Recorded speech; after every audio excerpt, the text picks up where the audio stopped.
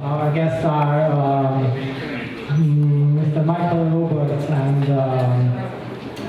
Mark Blyth, two economists.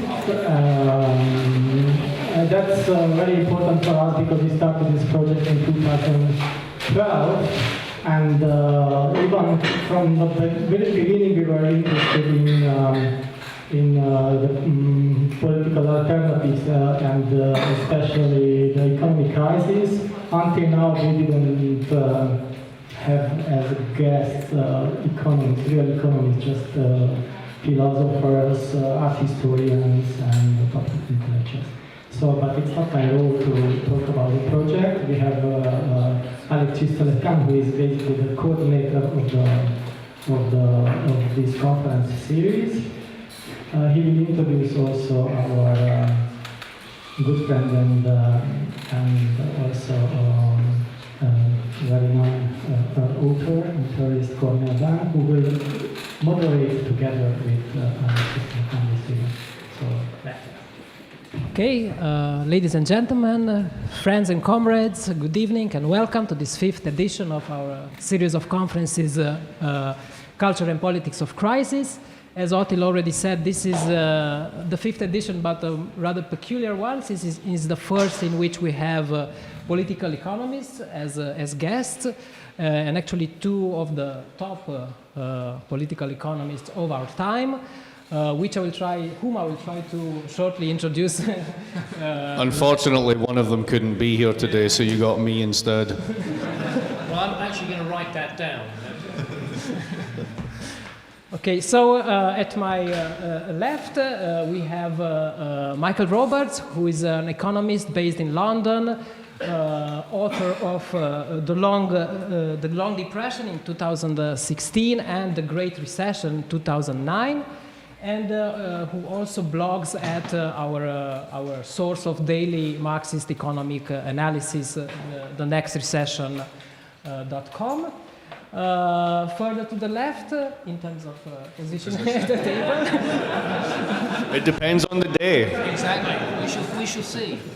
Yeah. We have Mark Blyth from Brown University, US, also author of various books such as The Great Transformations, 2002, and Austerity, The History of a Dangerous Idea, 2012, which has also been translated in Romanian 2 years ago, and whoever wants to acquire it can get it right here. Or you can't read the room. Yeah. And besides our two distinguished guests, also as a moderator with me, we have another distinguished guest and a close friend of ours, Cornel Ban from Boston University, author of in Romanian Dependența și Dezvoltare, published at TACT, and in English, brand new book, Ruling Ideas, How Neoliberalism Goes Local. Published at Oxford in 2016. Okay, I won't talk too much right now. I will just explain how this will go. We'll have an opening presentation from each of our guests. We started with Michael Roberts and then Mark Blyth. Not longer than 15-20 minutes, I hope.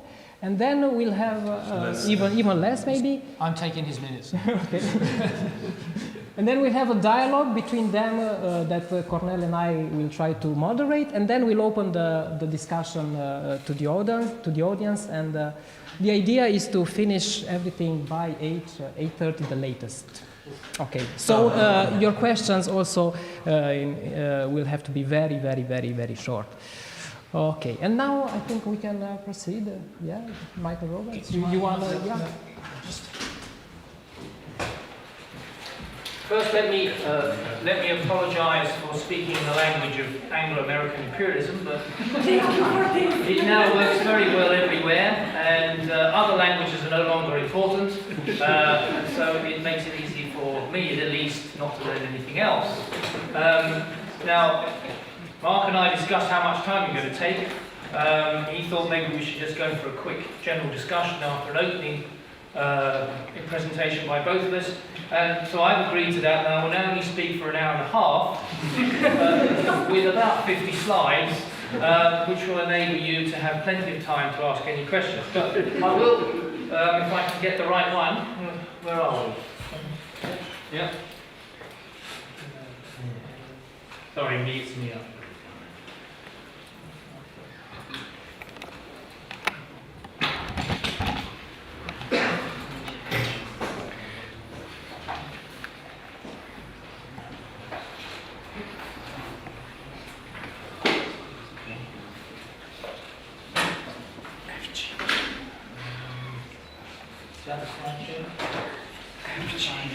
F5. Project? F5. F5, sorry, yeah. Voila. Here we go. So, the subject of the discussion today is Europe, economic crisis, political alternatives. And really it's about, if we think about the idea of Europe as an economy and as a political entity, has it a future? Where has it gone over the last 50 or 60 years, and will it continue in the same way that it is at the moment, and how will it might change, particularly in relation to the crisis that we've had globally in the banking crash and the financial crash, and then eventually the huge recession and slump in production and incomes and employment, which has hit most of the major economies of the world, not all, but most of them. And particularly in Europe, where we've seen a severe economic and financial crisis, which has exposed all the flaws and divisions within Europe as a political and economic entity. And yet we go back to the end of the war, Second World War, we know that after a war between the major European powers, which turned into a world war across the globe, we have an attempt by many of the leaders, the elite in Europe, to try and find a way to avoid that forever in the future. The idea of a united Europe, a Europe of peace after the war. Two great ideas came through, particularly from the social democratic leadership that it developed after the war, namely that there should now be peace in Europe, and there should be an attempt to unite and integrate Europe into one political and economic entity. And the reason for that was also the attempt by European capital, particularly French and German capital, to begin to develop an independent force economically against rival powers, particularly the United States and Asia later on.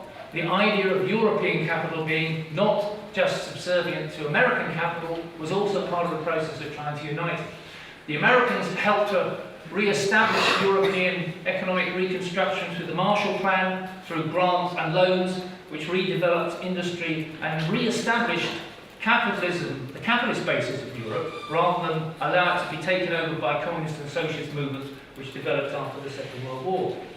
And their aim was to drive Europe into one united entity under the leadership of France and French and German capital, bring convergence economically between the weakest countries, the weakest capitalist countries, and the strongest capitalist countries. And if you see the period here, the graph shows from 86 to 99 real GDP per capita, we see that in some ways that was having big success. Portugal grew dramatically, Spain grew even more than some of the advanced countries, or the leading countries, France and Germany. Not all. Italy, a big capitalist economy, did not do so well relatively. But there was some measure of convergence, and in particular, after the collapse of the semi-fascist regimes in Spain, in Portugal, in Greece, and the establishment of democratic rights for people to decide their futures, at least at the ballot box, and not be subjected to military oppression, that also meant a leap forward for many of those economies. So we did. European Union went from a common market, a customs union, into treaties to integrate Europe on a trade and capital basis.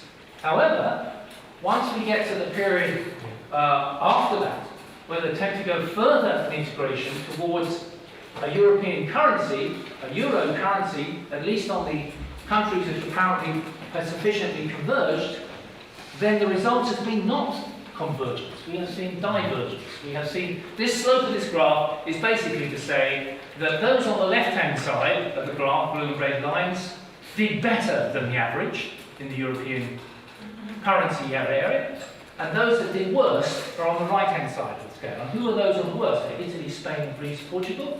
In the middle is Germany and France. And the countries that did best were Ireland, the Netherlands, Austria, Finland. So we had divergence. We didn't have everything coming towards a nice straight line, or horizontal line in this case. We had divergence between top and bottom. So the basic aim under a capitalist Europe to bring about harmonious convergence between the weakest countries, bringing them forward economically towards the strongest countries, has failed within the Euro. It's been a bad and disastrous error. This is a quote from the IMF. Basically, it's saying that Euro area countries that had low capita incomes in 1999 when the Euro started did not have the highest per capita growth rate. And yet that was should have been one of the aims of bringing about harmonious economic unity. And if we look at the winners and losers of this, we can see that in this period since the Euro began, on the left-hand side, who has had the biggest growth? Ireland, relatively small country, but also Germany, relative to the Euro average, while right down the other end, Italy's growth rate has been 21% less than the Euro currency average. The divergence has been huge. And more importantly, from my point of view, if I want to look at how well European capital is doing within the nation states within the Euro currency, namely, I like to measure the profitability of capital in the private sector, the business sector. If I look at this, I can see that since 1999 to the point of the crisis in 2007, Germany's rate of profit for its private sector capital rose nearly 18%. On the other hand, Italy's fell by 10%. So a huge divergence is developing within the Euro area and the European Union amongst these economies. And then we had the global crash.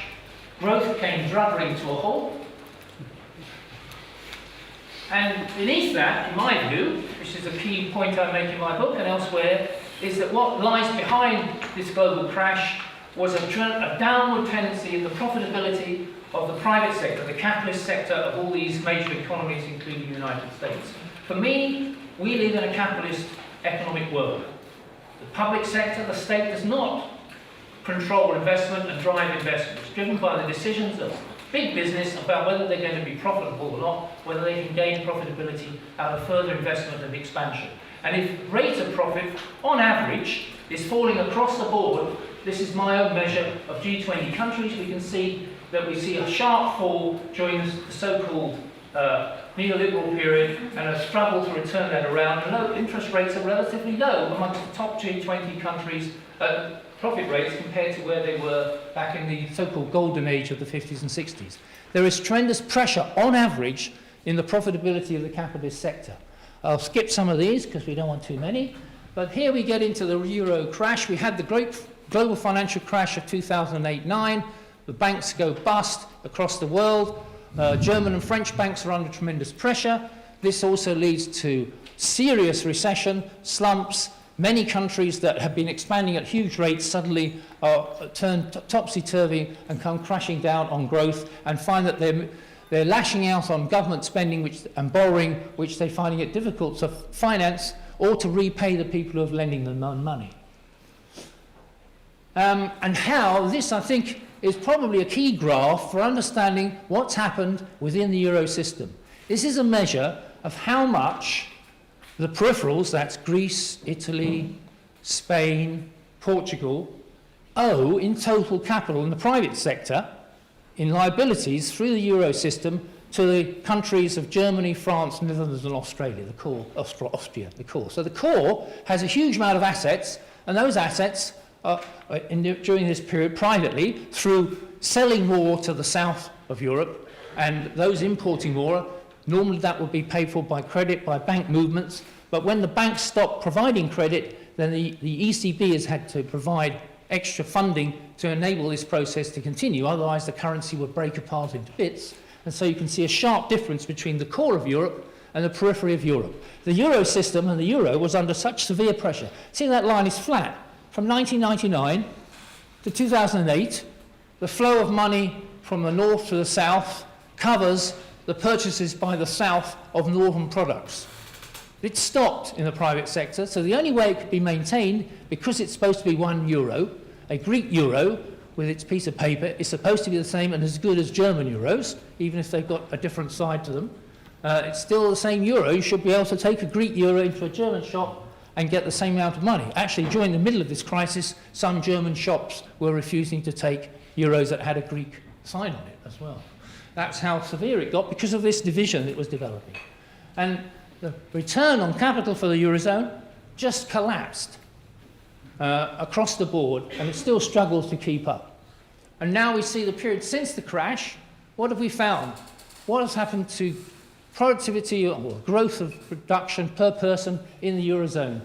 It's still down. In the case of Greece, it's down 25% since where it was in 2007.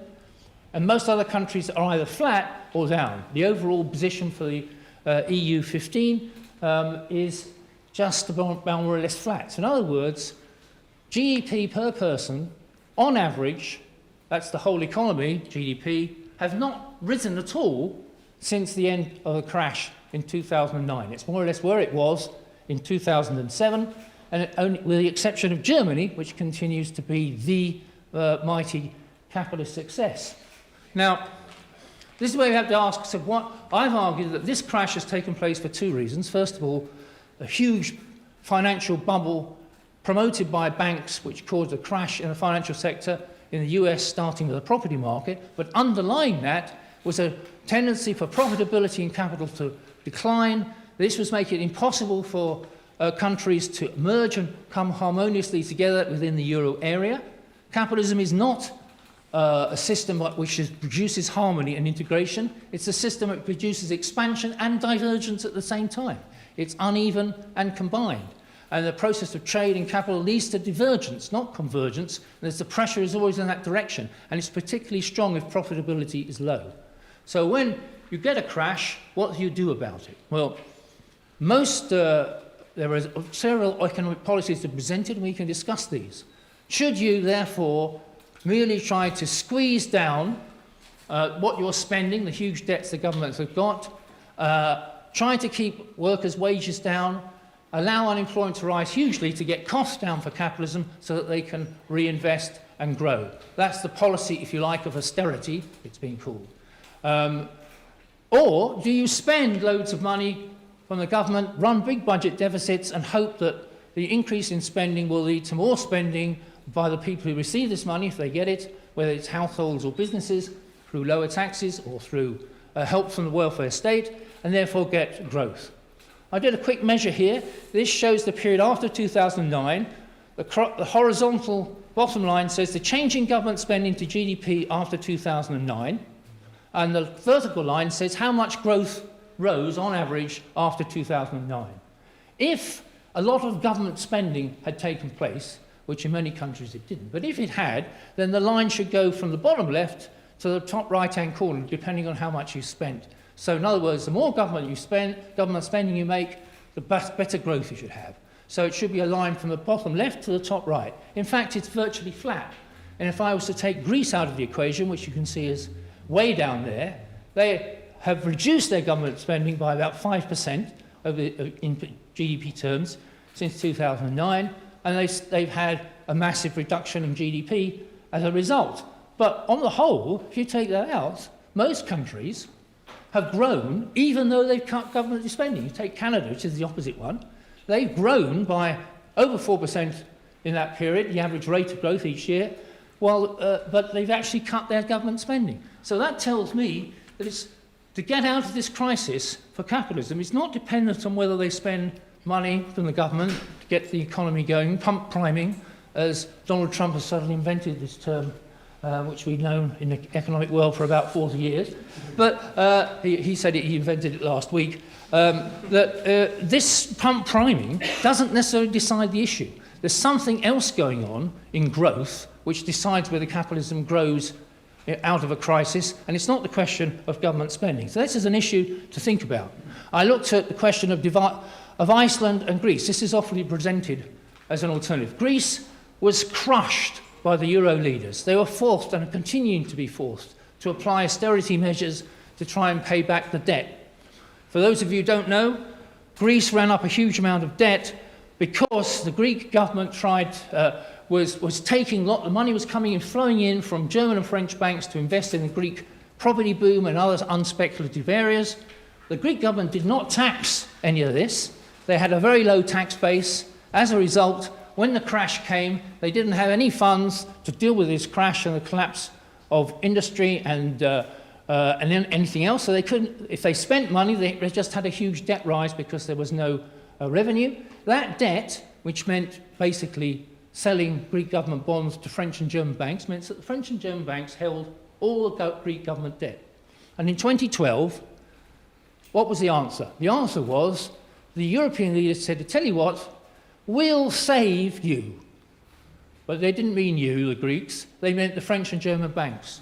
We will do a deal by which the French and German banks, the money that they have spent and hold in Greek bonds, we'll pay them at a 90%, 90 cents in the dollar. We'll give them back. So they only have to take a haircut of 10 cents. And all we'll take on the loan. So now the Greek government owns everything to the European leaders, to the IMF and the ECB.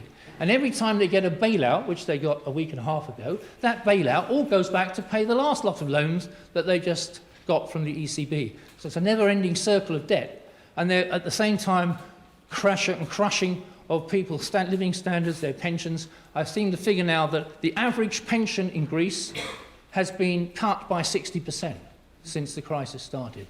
Somebody said, well, I was on 2,000 euros a month, I'm on 800 euros a month now, as a result to pay the circle of debt that's going on. So you would say that sort of austerity would surely destroy an economy, and it certainly has. We've seen the Greek crisis has led to a huge drop in profitability of the Greek capitalist sector. But also Iceland, which adopted a different policy, it adopted a policy of devaluing their currency, of renegotiating their debt, not very successfully, they still pay it, locking up one banker, well done, and then nationalising the banks for a short time and then re-privatising them again. They hoped through that policy of devaluation and less austerity, you could argue, that they would break back quickly. Well, on the profitability for the capitalist sector in Iceland, certainly for the first 3 years after the crash, they didn't really do much better than Greece. Either way, it doesn't seem to make any difference unless capitalism is in a stronger position. I'm probably going on too long, so I'm going to jump a few graphs here. I want to talk about the situation we're in right now. Here we have youth unemployment around the world. Particularly, we can see Greece, Spain, Ireland have huge unemployment rates. Nothing has really been resolved in terms of employment, particularly for youth in most of Europe. Well, what has been the solution for lots of European countries in this crisis? To leave the country. Now, I don't need to tell you, this audience, that that's what's happened in many cases. And in the case of Ireland, here's the figure for the great boom of Ireland. Employment comes down, immigration dropped down to almost to zero, then in the crisis it rocketed back up. So unemployment has been held down partly in Ireland and elsewhere, including Romania, by massive immigration of the workforce. A few graphs on Romania, we can see that actually Romanian capitalism wasn't doing too bad on the way to joining the Eurozone and the Euro, so the EU in 2007. Since 2007, since it joined the EU, Romanian capital started to struggle a little. And this is who has been being asked to pay for Romanian capital's struggle to work things out in the European Union. That is, the labour force in Romania has dropped from 13 million, is that, to 9 million since 1995. The population has dropped from 23 million to under 20 million. For me, profitability is what matters, and there is a sheer connection, as this graph attempts to show, between profitability and growth. And unless profitability recovers, as it has in Germany, then the rest of Europe won't recover either in the way that Germany has recovered. Germany's recovered by holding its workforce's wages down.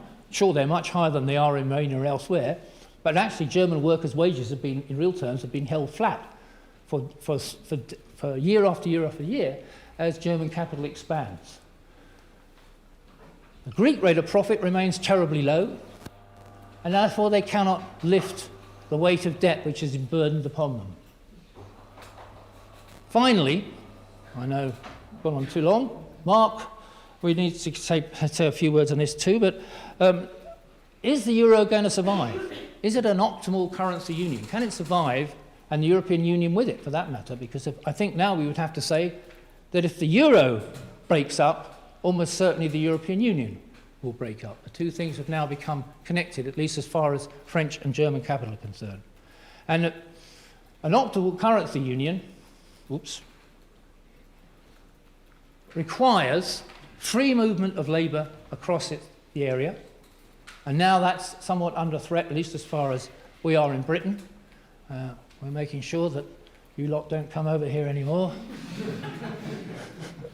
And, you know, stop cleaning our houses, and, well, at least the middle-class ones, anyway.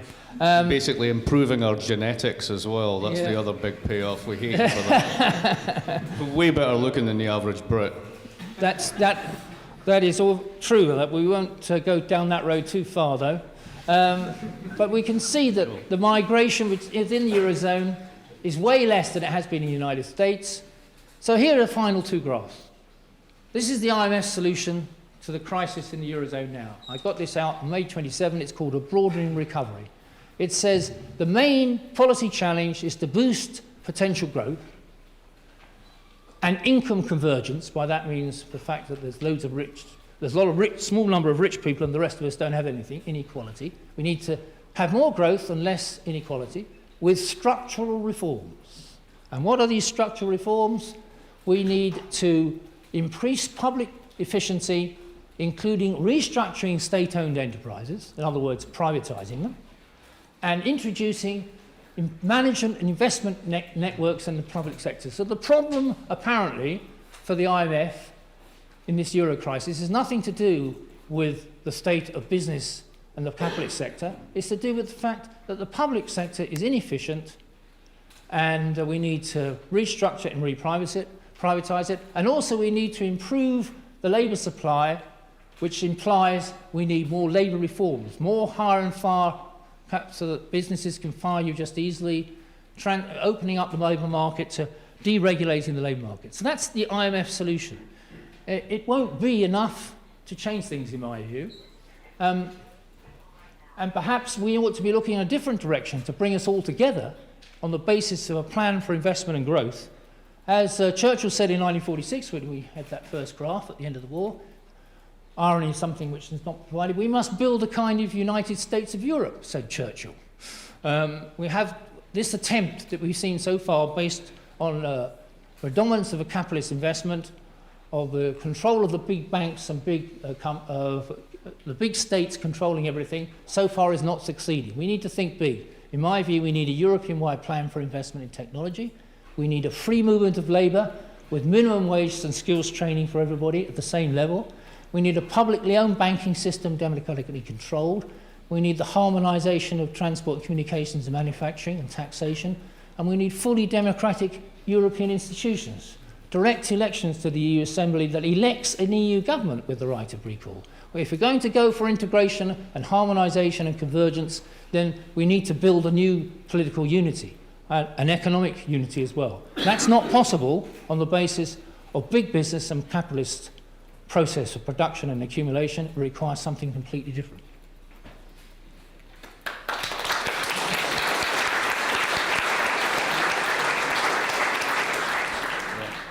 And then, well, I'll tell you where there's a couple of things I disagree on. So here's the minor one, right? The little regression line with Canada simply doesn't work. Canada's 80% tied into the US economy and was considered a haven asset in the crisis because their banking system didn't have a crisis. So they bought a lot of Canadian bonds. The bond price went up, the yield went down, and used the difference to create fiscal space. When the American economy started growing again in 2011, they took off. So there's a danger in what you're doing with that graph, because that's the argument of Alberto Alesina, that when you cut, it causes growth. And that's an incredibly dangerous idea because it justifies all of the malfeasance which we see there. The second one, as you see in a minute, is on profits. Because, I don't know, I see a very different world. I've exited this. Okay, does it work now? Yes, that's okay, right. Europe in crisis, right, question mark, right? Let's see. Today, I'm the optimist. Usually, I'm the pessimist, right? So, I'll play my role, okay? Here we go. Well, maybe, here's how I think about stuff, right? So I think the world works broadly like this. I agree with pretty much all that was just said. I just put a different spin on it. It goes like this. So from the Cold War to 1980, you had, if you do a kind of cross time series as opposed to cross-sectional analysis of what capitalist economies look like, you don't get a kind of varieties of capitalism. Germany looks like this, America looks like this. What you get is how they evolve over time. And they cluster. And they cluster around certain institutions. And those institutions are put together in specific ways. And from 45 to 1980, for the reasons already outlined, what we had was a policy target of full employment. We had primarily national economies with strict capital controls, which while they were evaded over time and eventually collapsed in 71, consider, for example, between 1948 and 1958, there was no convertibility between major European currencies. And that was precisely the time at which the Italians had Il Boom and the French had Le Trente Glorieux. You had highly restricted domestic financial markets, government control over critical interest rates. In the American example, COLA contracts, cost of living adjustments, big labor, big capital, high taxes and transfers. You could run the corporatist example in Western Europe. And a lovely bit of information, no one knows who runs the central bank because they're just the check cashing agency for the Treasury. It makes no difference who runs it. Then, from 1980 to 2008, we have a policy target of price stability über alles. We have globalization of markets, particularly labor markets and supply chains for product markets. Open financial markets, indeed global financial markets, flexible labor markets as the domestic complement to independent central banks for inflation control, much lower taxes and lower transfers, and crucially, everybody knows who runs a central bank because they're the most important person in the universe. So that's a very different world. Now let's have a look. Two distinct regimes, really. This is where we disagree on profits. It's all on how you calculate them. Here's US corporate profits, a 10-year moving average. Two distinct eras. They start at 11% in 1960, fall to a nadir in 1992, and are now higher than they've ever been. If I put this slide another way and I do it as that's as percentage of GDP. If I do it as percentage of gross value added, it's 15%. I'll give you an example of this. Amazon's never made a profit. Seriously, Amazon has never made a profit. Last week, it spent billions of dollars buying the most upmarket grocery chain in the United States. American Airlines has been in bankruptcy protection 3 times. It uses the credit that it gets by buying something solvent, in the last instance, US Airways, to remortgage itself, strip out its pensions, and buy new planes. Profits are an accounting category. They are nothing more than a fiction. You can measure them 7 different ways to Sunday. 2 years ago, Apple paid 0.12% real effective taxes. It sits on a cash pile of $400 billion. And it didn't even use any of that to issue bonds last year, which it then used to buy back its own shares to boost its profits. But at the same time, its tax footprint was smaller than a newsagent's on the corner of that street. Let's not even start about the $14.5 trillion stashed in 5 tax havens around the globe, or the $27 trillion estimated to be hidden away through incorporations in Delaware, Nevada, and a handful of other places. Where I live, corporates have never been more powerful. They've never had more of the whip hand. They've never made more money. It's reflected in the inequality statistics. It's reflected in the birth of global cities. It's reflected in the politics of the moment. Here's inflation. That's the exact opposite. There was a crisis of profits in the 1970s. Kalecki got that bang on right from the start. And that crisis basically began to be addressed with the neoliberal revolution in the 1980s. And as you can see here, there's the US CPI up and up and up and up and up, basically until the Volcker shock, and then down, down, down, and down all the way down. I'm going to have more to say about that because I think it's incredibly important. And then the third one is Treasury yields, and this is just perfect. Right, so what is a Treasury yield? It's a hedge against inflation. So what you're seeing there is the yields are going up because the inflationary threat's going up, and then it goes down and down and down. It's a perfect symmetry between the 2 periods. So what ended the first one was, as Kalecki said, inflation. When you basically increase, when you target full employment long enough in a closed economy, you will generate inflation. You will bid up the median wage, and those at the top end of the wage distribution will essentially gain rents and mobility at the expense of capital. Capital can only adjust by pushing up prices. You get a price-wage spiral. Welcome to stagflation in the 1970s, capital strike, the whole thing. It also destroyed the value of paper assets. The reset on that was these guys, neoliberal politics, and also the rise of independent central banks and globalized labor markets. And we ran that system out for 30 years. That was the neoliberal order. That one also ended in 2008. It's just that nobody's told you. This is debt and leverage ratios of all the banks in all the countries that got into trouble. You can't really see it from there, but let me just give you one on Iceland. Why Iceland didn't do so well? Well, let's have a think about this. Iceland's GDP is a mere 8.5 billion. One bank, Kaupthing, had 623% of debt in its banks, its banking system, as its asset base. It was 6.23 times the economy in which was hosting it. That's not that unusual. We found out in 2012 that Deutsche Bank, good old safe Deutsche Bank, was running operational leverage of 66-1 on an average Tuesday on a capital base of less than 2%. They were basically the world's largest hedge, unbacked, totally hedged, unhedged derivatives trader. And we didn't think of it that way. But all of the system became incredibly levered and incredibly entangled and incredibly fragile. And all it took was a bunch of shitty mortgages and some panic selling, and the whole thing started to unravel. But this time we didn't fail the system, we bailed it out.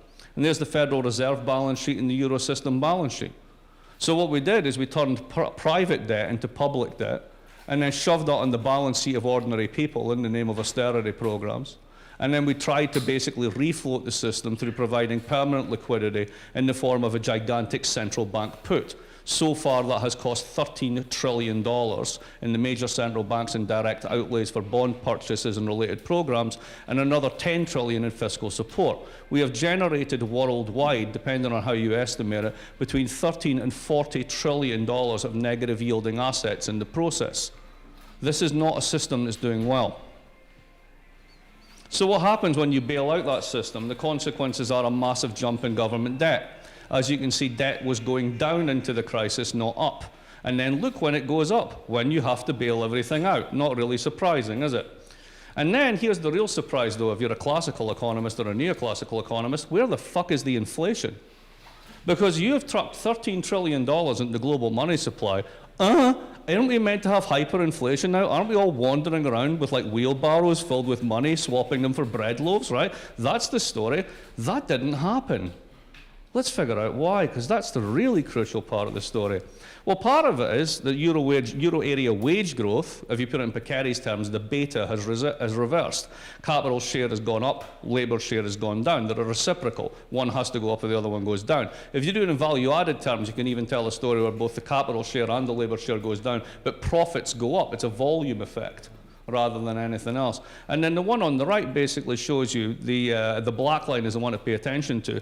Essentially, labour share of GDP right across the OECD hits its high point in 1972, right when the inflation is at its height, and then falls all the way down now to just above 58%. So that's what's happened. Labour got screwed. The world got financialised. When it financialised itself to the point that it needed to be bailed out, it did so on the back of the global taxpayer, and the global taxpayer is paying the price. And the only thing that's keeping it afloat is massive liquidity injections and bond purchases. Now, here's the real problem behind all this, and I'm going to show you the best graph in the world. You ready? This is from the Japanese Cabinet Office's economic advisor, who was the PhD advisor of this guy, Tomonori Nari, and he gave it to me. And this is global real interest rates since 1350. It's awesome. Now, you'll see there's a yellow line in the middle where I had to fold it to fit it on one screen, because the damn thing's this long, right? Only the Japanese would be nuts enough to draw this, right? But what does it show you? What it shows you is that when you have sovereign debt, Dutch perpetual bond, General Republic 5-year lending rate, there's no intermediation, there's no secondary markets. So if you buy the bond, and you want to hold that bond, there's a chance the Dutch Republic might be invaded by Spain, in which case you've got a piece of paper and it's not worth anything. At that point in time, that's why you're asking for 10% real. But then what happens is when the Brits start to issue it and Spanish issue it and the debt market becomes bigger, the Italians and the Amsterdam guys come along and invent secondary markets where you can buy and sell it, as we have now. The big bond markets are for not primary but secondary purchases. Now, when you increase the pool of capital, what happens to the price of capital? It goes down. And what you begin to see there is a very, very steep decrease all the way through modern history, to the point that before the Napoleonic War, the Brits were able to finance themselves at less than 3%. It falls all the way down to the end of the 19th century at 2.21%, and by 1941 is 1.65%. Now, the big bit at the end is the 70s. And everything that we've ever done, every class you've ever taken, every economics textbook you've ever opened, takes the 70s as the norm and everything else is noise. But look at that graph. The 70s is the completely unrepresentative out-of-sample. It's the Kalekian regime overheating. It's that unique post-war settlement blowing itself up. And the downside of that graph is the neoliberal reset. And if you follow that out, there's the Fed funds rate since 1970. That's just going down and down and down. And you've globalized capital. You can't crowd out the globe by definition. If profits are high and capital doesn't consume or invest because it can do so because it's screwing workers and it's got globalized supply chains, so even if the margins on the individual firms in the supply chain are low, the corporate profits back remitted to the main organization are fantastically high. Apple takes home 40 cents on every iPhone. 6 cents stays in China, for example, right? Then you're living in a world whereby you've got long-run mean reversion to zero. That's the world we live in. Now, let's put this in concrete terms, away from the economic. What does it mean? It means that if I walk into any supermarket in the United States, every single piece of fruit, every single vegetable has a sticker on it, a PLU. And that PLU was put there by hand. How cheap does labor need to be for that to be true? We live in a world where we constantly hear about robots and technical change. And apart from a few apps that dot on our phone and annoy us from time to time, where are all the robots? And the answer is very simple. If I'm making 12% real or 15% according to GPA, why would I bother investing in all this technology when labor's so damn cheap, disorganized, and I can screw it into the ground in the first place? So I have a world in which the cost of capital is zero. It's got a giant central bank put under it that guarantees that no matter how many negative yielding assets on the long end of the curve I generate, I'll bail it if it gets into trouble. That encourages me to take my risk-adjusted investments and shove them into Turkish equities, to put them into Romanian factories, to push out into the periphery, which if you're coming from a low basis is actually good because your wages are actually rising in real terms because I'm able to keep a lid on it in Germany, exactly as you showed. So we have a world which is very, very old. It's just that we don't recognize it because we generalize everything from this period of high inflation and deflation, which is completely unrepresentative. This is the normal state of capitalism. Get used to it.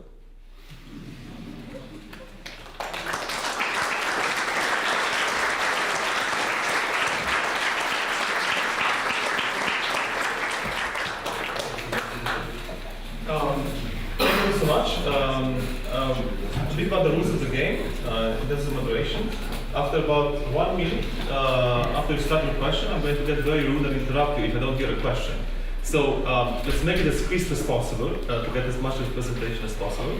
And I mean what I said. Essentially, we have seen a lot more agreement that it was anticipated on social media before this. It's like I was some kind of apologist for capital that was coming in or something. Very weird. And we did see disagreement though when it comes to the issue of capital and its position on profits. And remarks were made about both sides of the Atlantic. The question for our speakers is, what is the end game in your view? Well, it's a good question because if, as Mark says, we're in a normal situation for capitalism, with low inflation, low interest rates, huge amounts of profit floating around to be either speculated in or invested abroad where cheap labour can be found.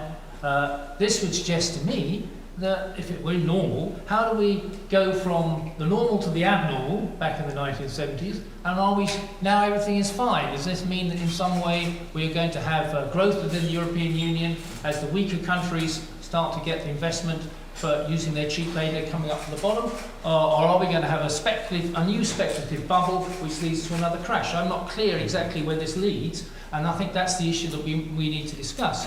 On the two areas that Mark raised in disagreement with me, first of all, was the question of profitability. Mark showed you graphs which shows the share of profits in the US total profits, corporate profits against GDP, or value added against the sales made by the corporate sector itself, and they have been at very high levels. Those margins are at very high levels historically. So the question we'd have to ask ourselves is, why is investment so low relatively to where it was before as a percentage of GDP in the US? Why have we had if this is the situation, why has there been a crash anyway? Why did the economies go down? It doesn't appear that that particular measure of profit tells me a lot. I prefer to look at the measure of profit against what capitalists have built up in their stock of capital and invested, and to see whether that profitability is rising. And that's certainly not been the case. By historic post-war standards, US profitability related to capital stock is relatively low. What we've seen is a lot of profit which is probably mostly fictitious. It's been used to invest and speculate in the financial sector, to boost the stock market, and as Mark says, it's been funded by cheap credit coming from so-called quantitative easing from central banks to drive up a huge financial bubble which burst in 2008.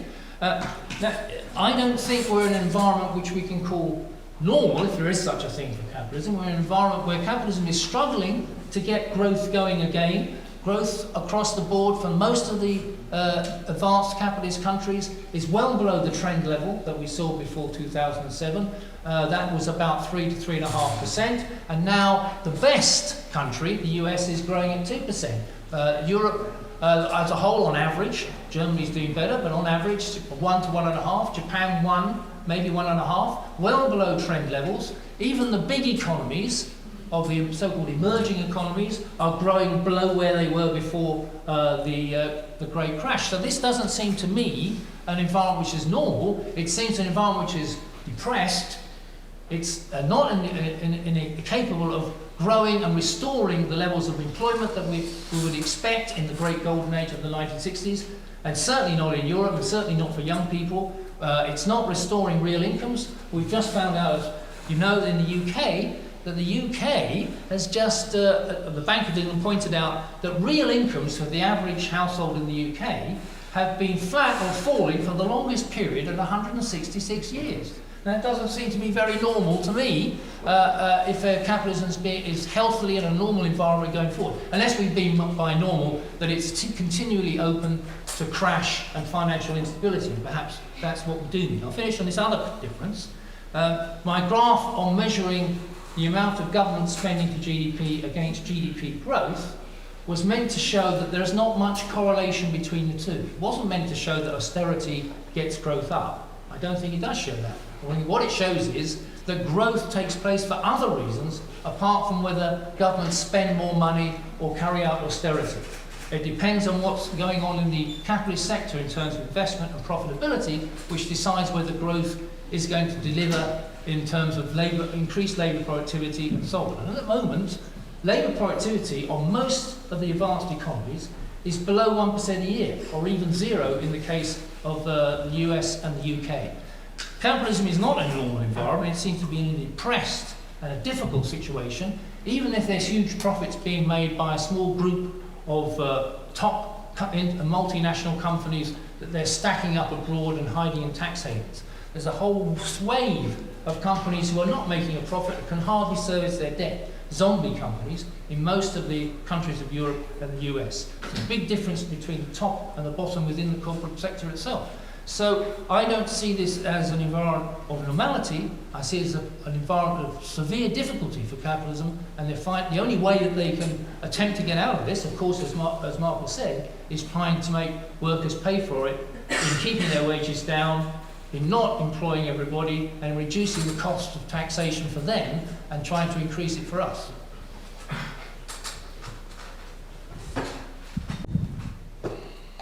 All right, so I'll say it is normal. We'll just pick it up there. And that's what I mean. That's what I mean by normal. Yeah. In 1945, the United States had 50% of global GDP and 60% of the world's capital. That was a historically unique phenomenon. There's never been a moment like that. And since then, I mean, if you think about the Marshall Plan, it's interesting you tell the story of the Marshall Plan that way. I used to tell the story of the Marshall Plan that way. But it's weird because you've got these Europeans who want to build up their own form of capitalism, and their investment banker or their competitors That seems a bit weird. What actually happened with the Marshall Plan, and Eric Aliner's work on this is brilliant on this, is essentially there was a prior move to convertibility. This is why there was no convertibility for that 10-year period. In 46, the Brits, who basically will sell their grandmother for £5, basically said to the Americans, we'll have comparability for the dollar to the pound. And then the Brits said to the Europeans, you need to basically get a payments union going. Why don't we have convertibility not amongst yourselves, but individually to us? And what happened was there was a giant sucking sound as every piece of investable capital in Europe left, went to Britain, they took their fee, and it ended up in the United States. It was huge investor capital flight. Because if you were an Italian capitalist in 1946, the chances of you being shot by the communists was actually pretty high. So you tried to get out, you wanted to liquidate your assets. So the Marshall Plan was actually US taxpayers' money given back for that capital flight. It wasn't actually about it was literally keeping capitalism together that way. And it's the financial linkages which I think are the most important part of the story. When you look over the very long run, there's more money than there's available investment. Not because there's a generic crisis of investment, but because if you have a highly unequal society, people with money don't need to spend it. They spend it on stupid shit. Does anybody subscribe to the Financial Times? You know what the magazine's called that you got on the weekend? How to Spend It. It's just filled with watches and cars and bullshit, right? So we have a world in which is incredibly skewed income and wealth distribution.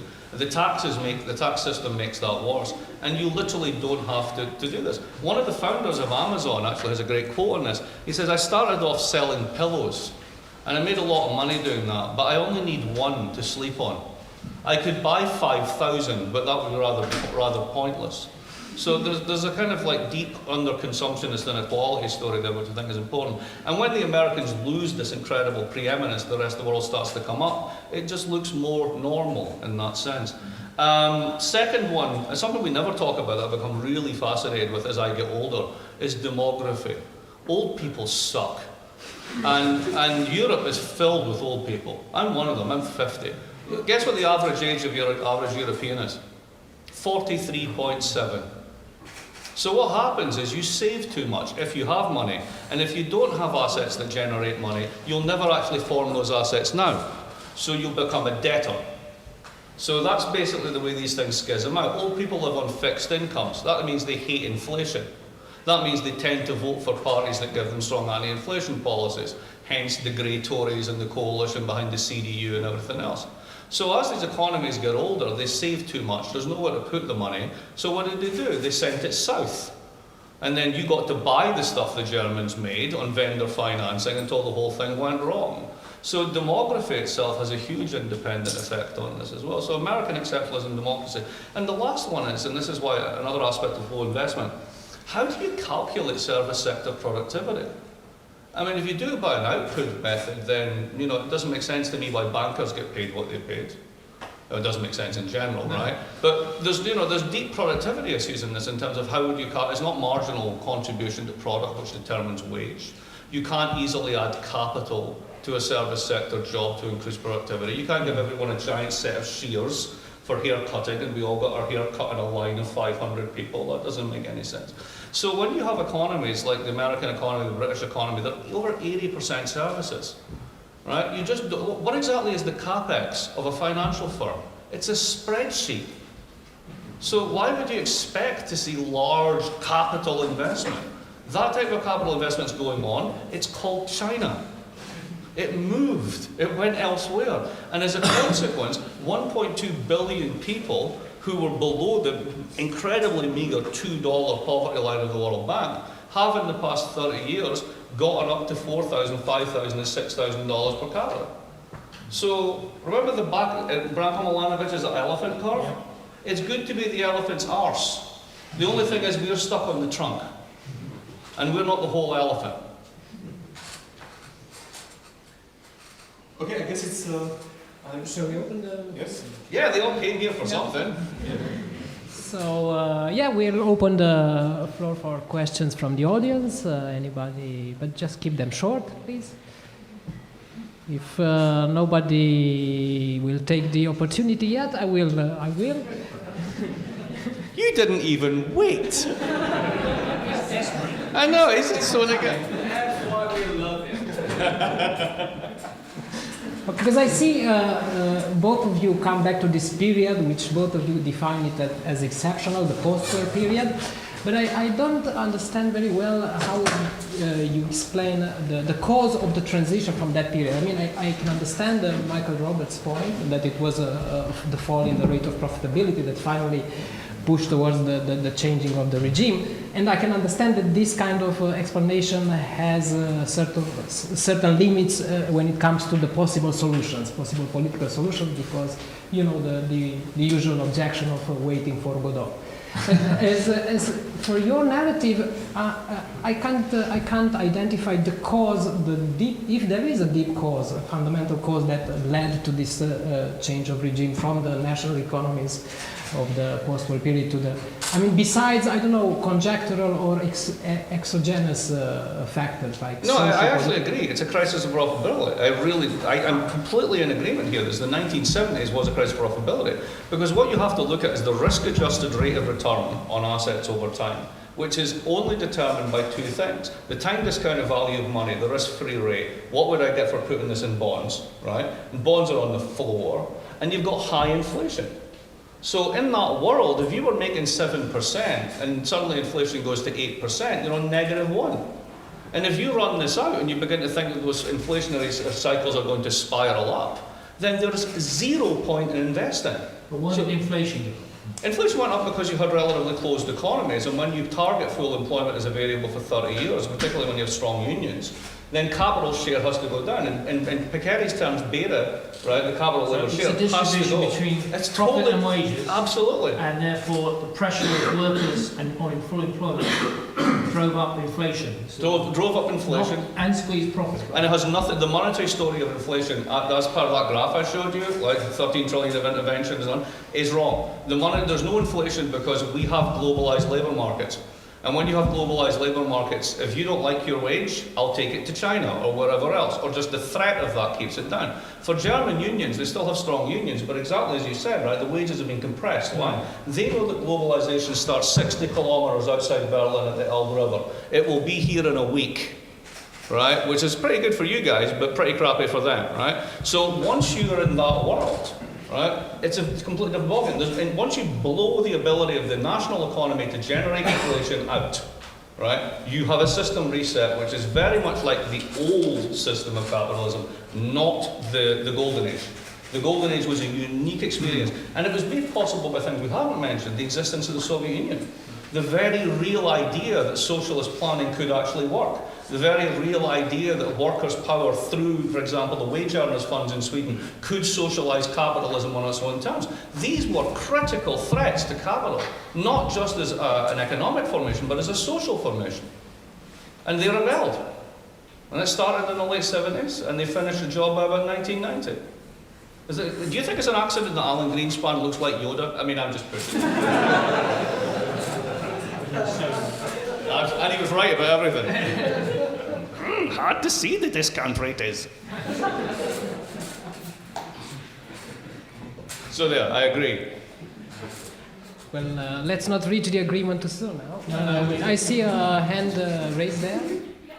How do you see the role of the expansion of the EU towards Central and Eastern Europe in terms of economic crises, or in terms of the cyclical nature of capitalism crisis? Well, I think EU enlargement was an issue. I mean, if we start from the point of view that the purpose of the EU is not actually, from the point of view of capital anyway, to bring Europe together in peaceful harmony. That was obviously war, which should be avoided between European nations, which is important for capitalism just as much as it is for the rest of us. But the main reason was to establish a new powerful economic bloc and financial and investment bloc in the world, which could take a bigger share of the total profits away from the 65-70% hegemony that the US had. The US was European capital, French and German capital, was going to carve its own share out of this globalized and developing world, and to build that share on the basis of capitalist investment in not just the core countries of Europe, but also to spread that out across the rest of Europe. And in particular, France was very much in favour of enlargement. And it's clear why, because they wish to have more nations politically in the European Union to give them some measure of control over the German capital. After all, they married with German capital, but it was a fractious relationship, or it could be. Divorce was possible. That German male capitalist was out there looking around for other possibilities to invest abroad in China and so on. The French needed to keep him at home, and to do that, to expand more nations into the political union, bring those in, the 27, then it would be possible to have more political control. But by bringing more nations in, of course, you increase the inequalities between the highest productivity nations and the lowest one, and the highest income ones and the lowest one. And the idea that 27 nations are going to move towards some sort of harmonious equality in terms of income, in terms of employment, in terms of productivity and investment through the process of the movement of capital and labour under the regime that exists at the moment in the European Union is a pipe dream. We will continue to have these huge divergences. Sure, there will be periods where countries like Romania will perhaps grow faster because there's investment taking place and cheap labour can be applied, can be used by German and French and Italian capital to some extent to expand that. But it won't change the overall inequalities and therefore the flaws which exist in the current system that could explode apart if we have another financial and global economic crash.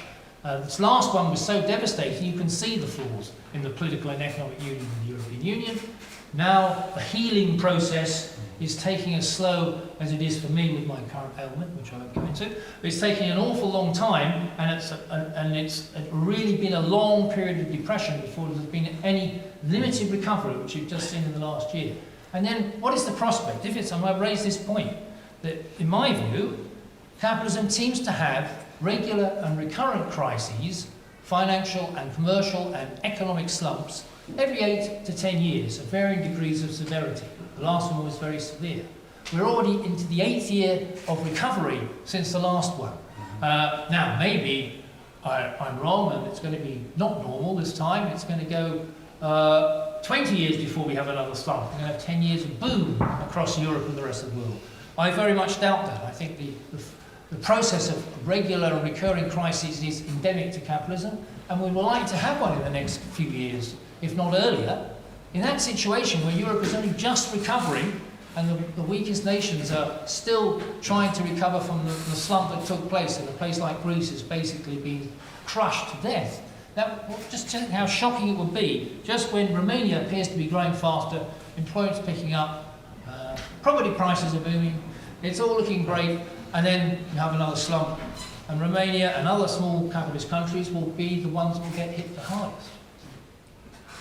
Just a little bit about the politics of this. I've always been fascinated by Eastern expansion because if you're a Brit, you have to remember that the whole thing was classic British divide and conquer.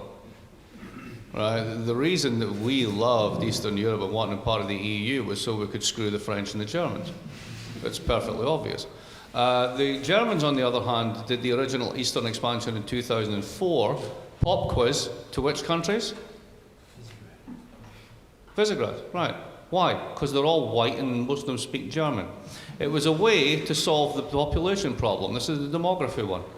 Germany has, next to, was it Finland before their pension reform, the second highest or highest replacement rate on final pensions for private sector employees.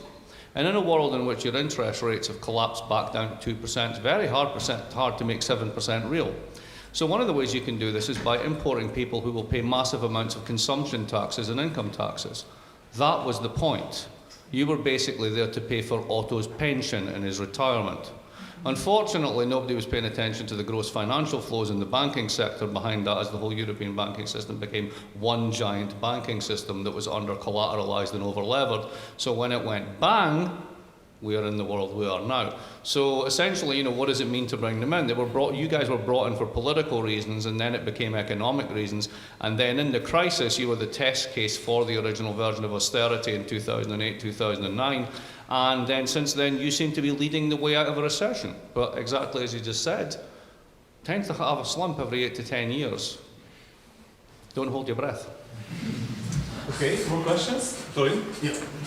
Hi, I'm Florin Buenaro, and thank you for your talk tonight. I have two questions for each speaker, very short ones, and they relate to the question of profitability again.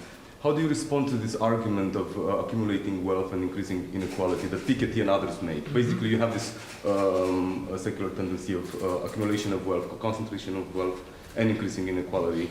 And if this transfer happens for the upper classes, for the 1% or even less than that, why would they need to invest in production if transfer is happening? I mean, why would it be the purpose of still having capitalism and having all this process of production going on if this transfer, for whatever reasons, we don't know, or maybe we have ideas about, happens?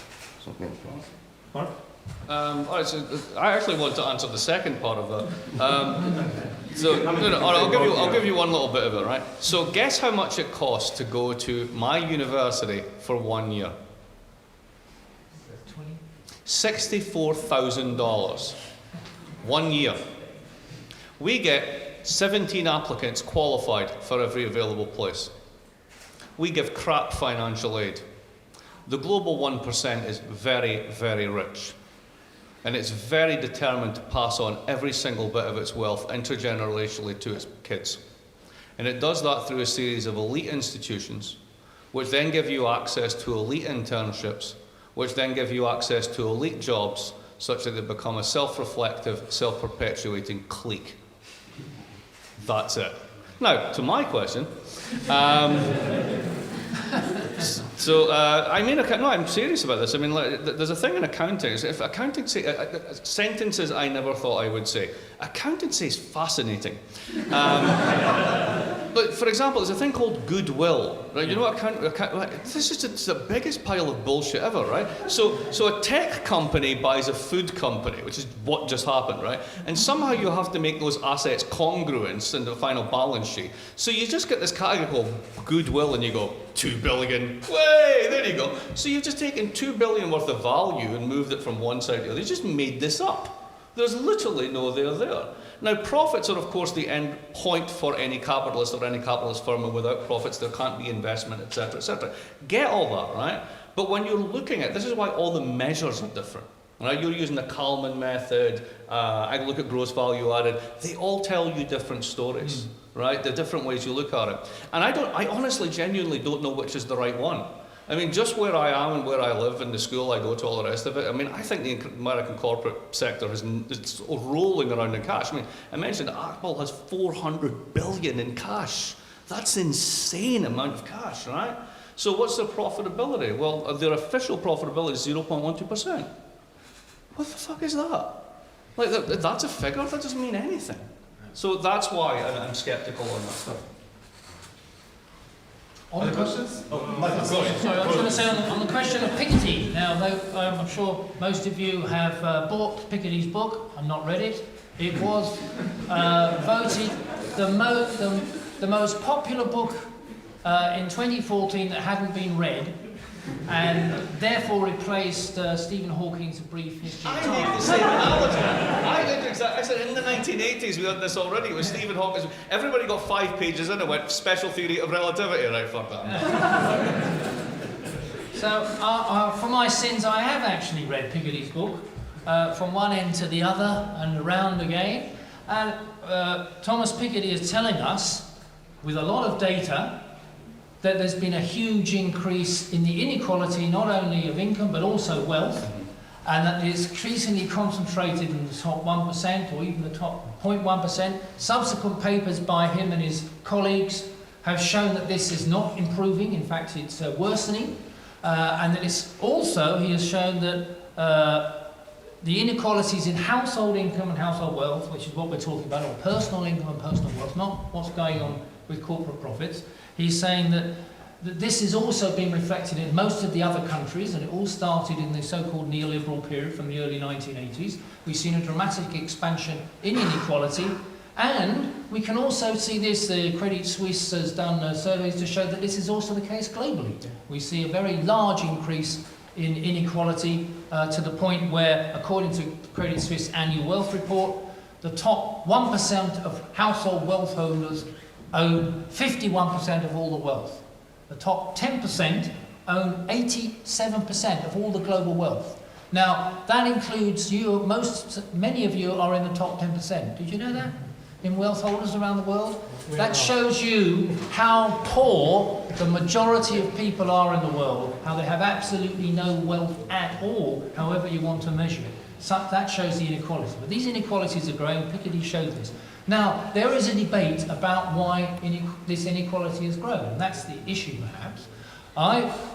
He says that it's due to the fact that there's a certain level of return you get on your assets, and if the share is shifting towards capital as opposed to labour, which it clearly has, then there's a self-perpetuating process of increased inequality amongst the small people who have all the capital assets, and I think that's a reasonable explanation.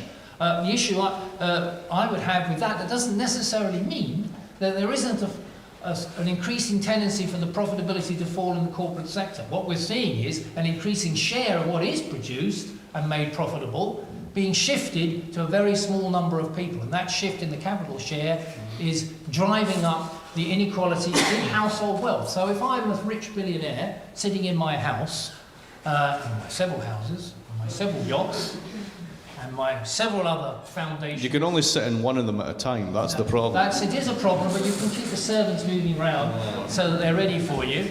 And through my several foundations for equality and democracy that I've set up in order to avoid paying tax, all these things are going ahead. Now you're saying, well, that means that there's a huge amount of profitability in the companies. Well, no, it probably means that the assets that they own financially, their stocks and their shares in their companies, and the properties that they own have rocketed in price. And there was a very good piece done by a graduate student at the University of Amherst, Massachusetts, who said that if we strip out the increase in property and assets and equities that the big top 0.1% have earned or have accumulated, if we strip that out, the property part of it, and just look at the productive part of the economy, it's a different story. Then lots of companies aren't doing so well.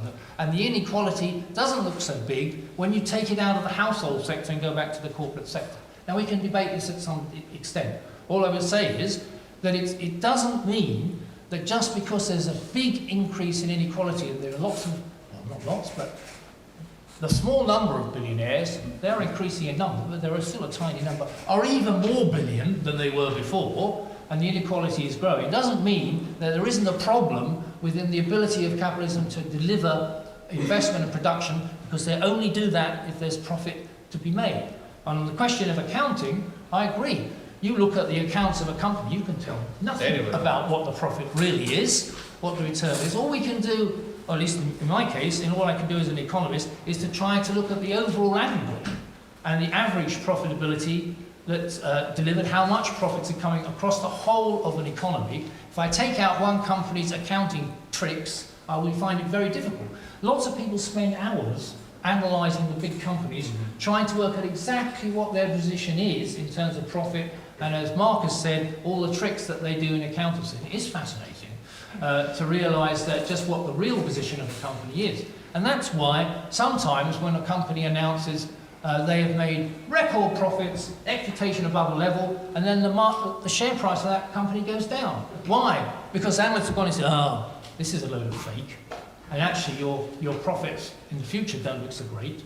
So people are making decisions in individual companies. We can't really tell much from that. We have to look at the aggregates in mind. Thank you. Other questions? Yes, here.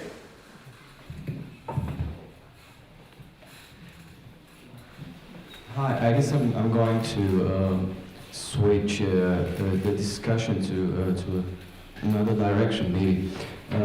Let's take a more practical standpoint, starting from this fiction of profits. As you all know, workers all over the world are trying to get a bigger share of these profits as wages. Now, if profits are calculated in 16 different ways, and none of these tell the true story, how can one trade unionist formulate, I don't know, correct, valid points in order to convince, in a discussion, the capitalists to provide more for the workers.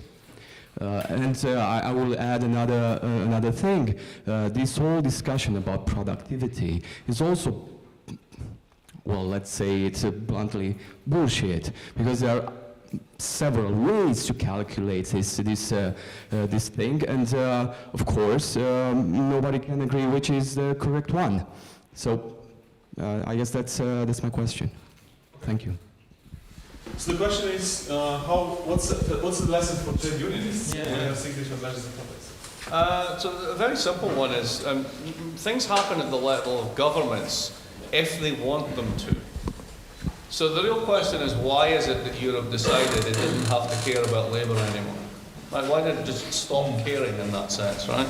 And to me, that's a genuine puzzle, because if you read the treaties of the European Union, and as well as reading Beccaria, I've even read these things, Article 125 makes it quite clear that the whole purpose of the European Union is to increase the welfare of European citizens. Not to bail out banks, not to do all this stuff, right? But beneath the surface there's a few things that could be done. Let's look at this historically. Back in the Golden Age, corporates paid about 10% of total taxes. Now they pay 2.3%. Right? So that's base shifting, that's hiding fictitious profits, lowering your profits so you pay less taxes, all that sort of stuff. If the European Union wanted to get serious about this, it could. It's actually relatively easy to do. You basically have an intergovernmental agreement that says everybody has Ireland plus 3%. Everybody's 15% and everybody collects the taxes. And if you want to opt out, it's very simple. You can opt out, but then we'll put an import tariff on you if you try and sell in the EU, which is what Trump is basically doing with the border tax adjustment. Now, we can say, well, that's against free trade and all these things, right? But the point is, there are things that can be done, right? Common base erosion, going after companies stashing their stuff in tax havens. There's lots of ways to increase those revenues. And what can you do with those revenues? You could basically retool the relationship between unions and labour markets and skill formation. And we could really invest in that, so that what you've got, and partly what you have in Romania, is the lucky legacy that you guys had is loads of good math schools. There's a reason the transmissions for Mercedes are getting built here and shipped out elsewhere, because of good technical skill base. Well, you can build on that and have wage-led growth. Ireland grew because of wages going up in the export sector, which was primarily pharma and high-tech exports. So, there are bits of Europe that actually understand this, and then there are bits of Europe that are heavily conflicted in what to do about this. And the role of politics is to put pressure on the right place so that we're all singing that story. This is not a mystery. A lot can be done, it just lacks political will and leadership. Thank you. Yes, 2 questions.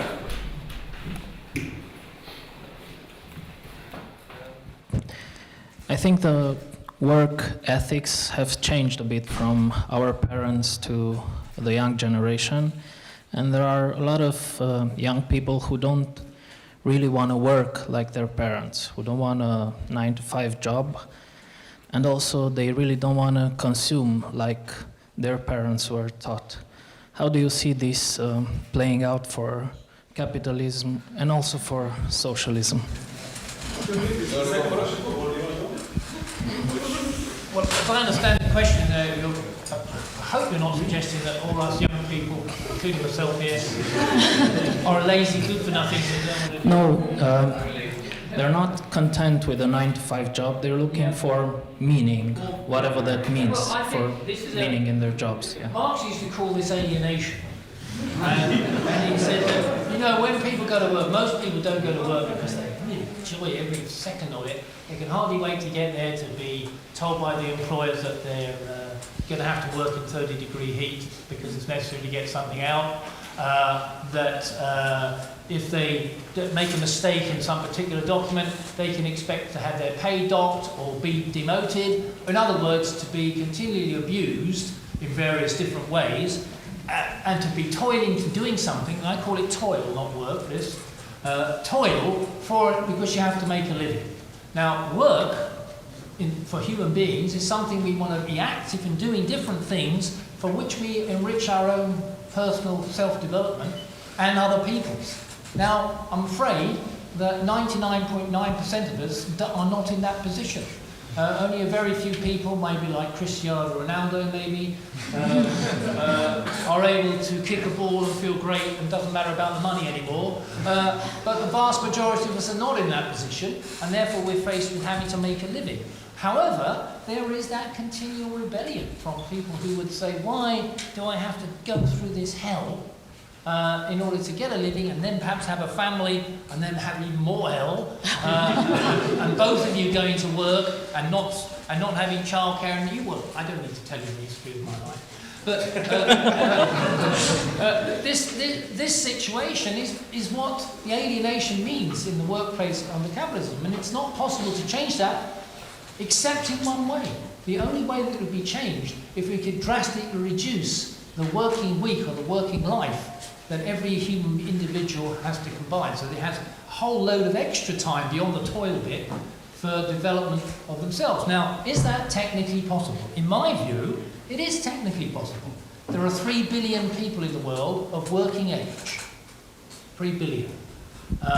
If you added up all the hours that they work for toil, then you get a figure of how much is having to be put in. Is it possible that we could expand production in a more technologically innovative way that allows people the flexibility of time and reduces their hours? Back in 1931, John Maynard Keynes held a meeting like this with his students because he was worried that the students were all going to be communists. So he held a meeting to tell them, look, I know it's a depression, I know it's a mess, but don't worry. By the time we get to your grandchildren, everybody will be on a 15-hour working week, and you'd hardly be doing it, and the robots and technology will have taken over and solved the problem.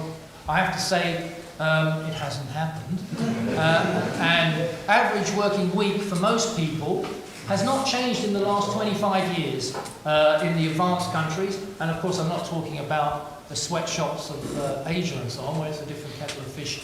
Still, it's just like it was when Marx first wrote his book in Capital in 1867. The sweatshops of the UK are now the sweatshops of India, Bangladesh, China, Vietnam, Burma, and more.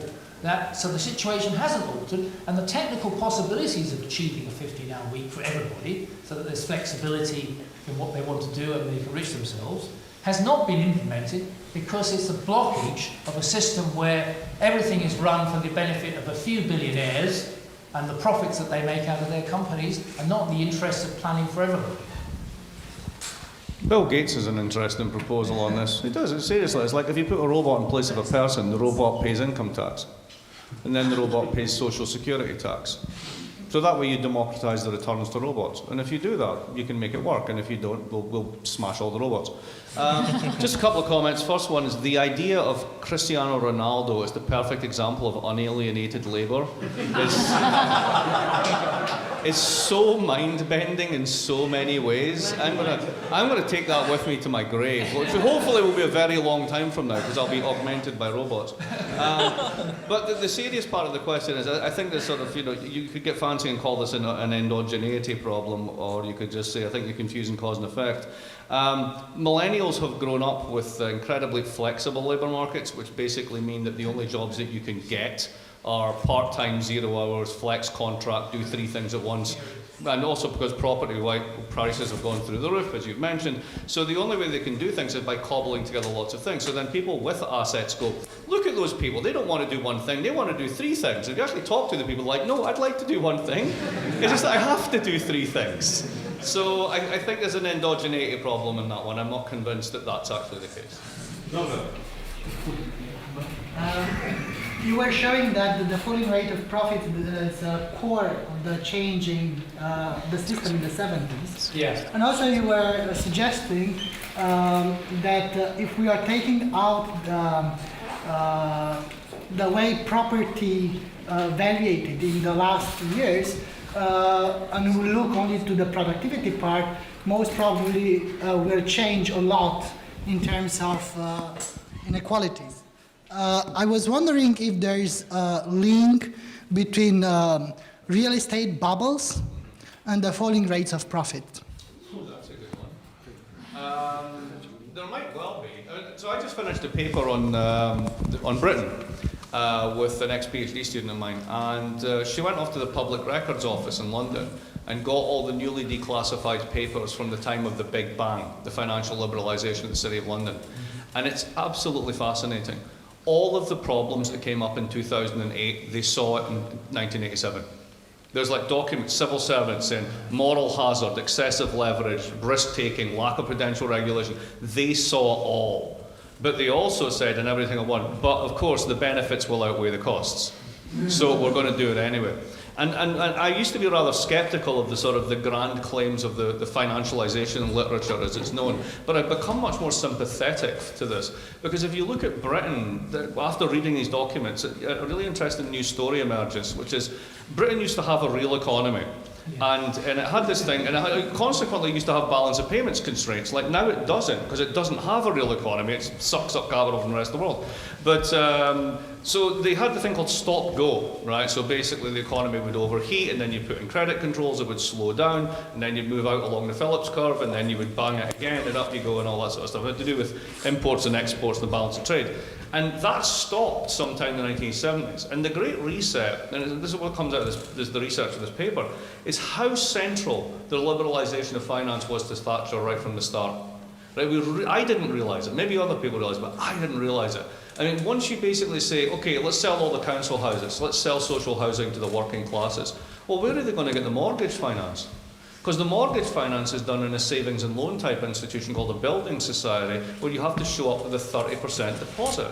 Well, that's not going to work, is it? So what do we need? We need alternative financing arrangements. Well, where are we going to get that? Well, we're going to allow the building societies and the banks to compete with each other, and then they're going to go to the capital markets and borrow directly. And once they've done that, we can start a process called mortgage securitization, which will increase the availability of mortgages. And you can see how this spins out into all aspects. And what Britain ends up doing is swapping a stop-go cycle for a credit boom, crunch, austerity reset, do it again cycle. And it goes 87 to 91 with Major through Lawson. And then it goes 95 to 97.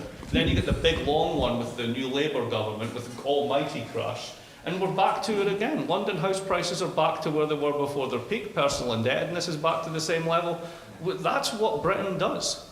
You know, it's crazy when you think about it that way. So take your question on this one. Take housing out. I don't think they have an economy.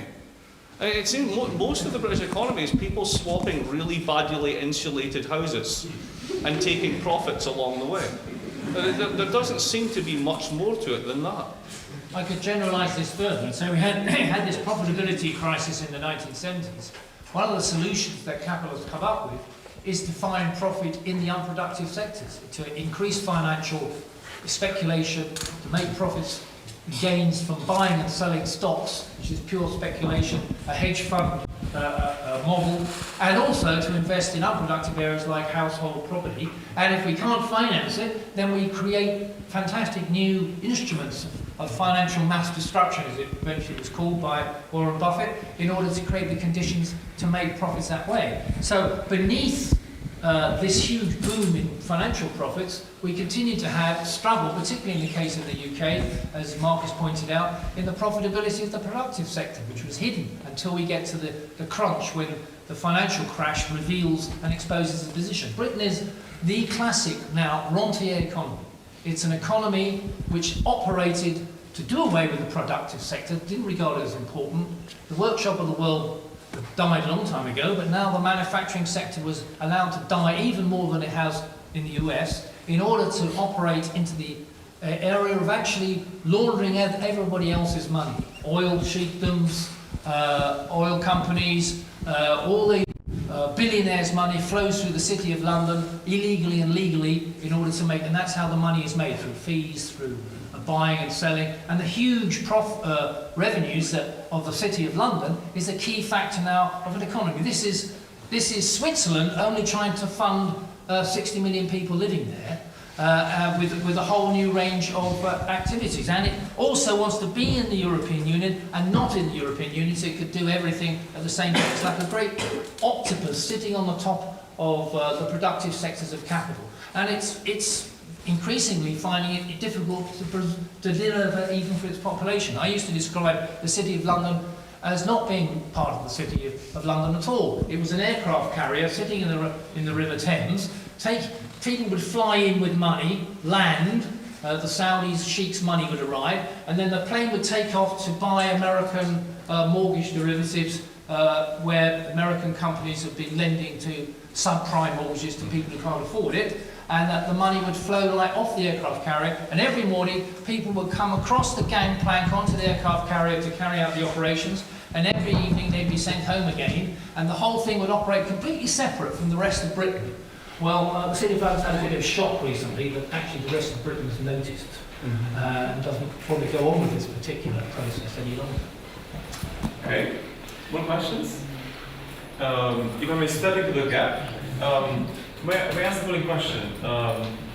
So, one of the reasons that some people hypothesize that despite the predicaments you have outlined, the social coalitions that upholds the status quo is so powerful, is that it's not just the sheikhs and it's not just the billionaires, it's also the pension funds of American and Norwegian public sector workers who act just as aggressively and as neoclassically as the billionaires and the sheikhs do. They also run off the City of London, they also operate in the shadow banking sector, they also contribute to booking profits as costs, thus reducing the imprint of that profit has in the GDP.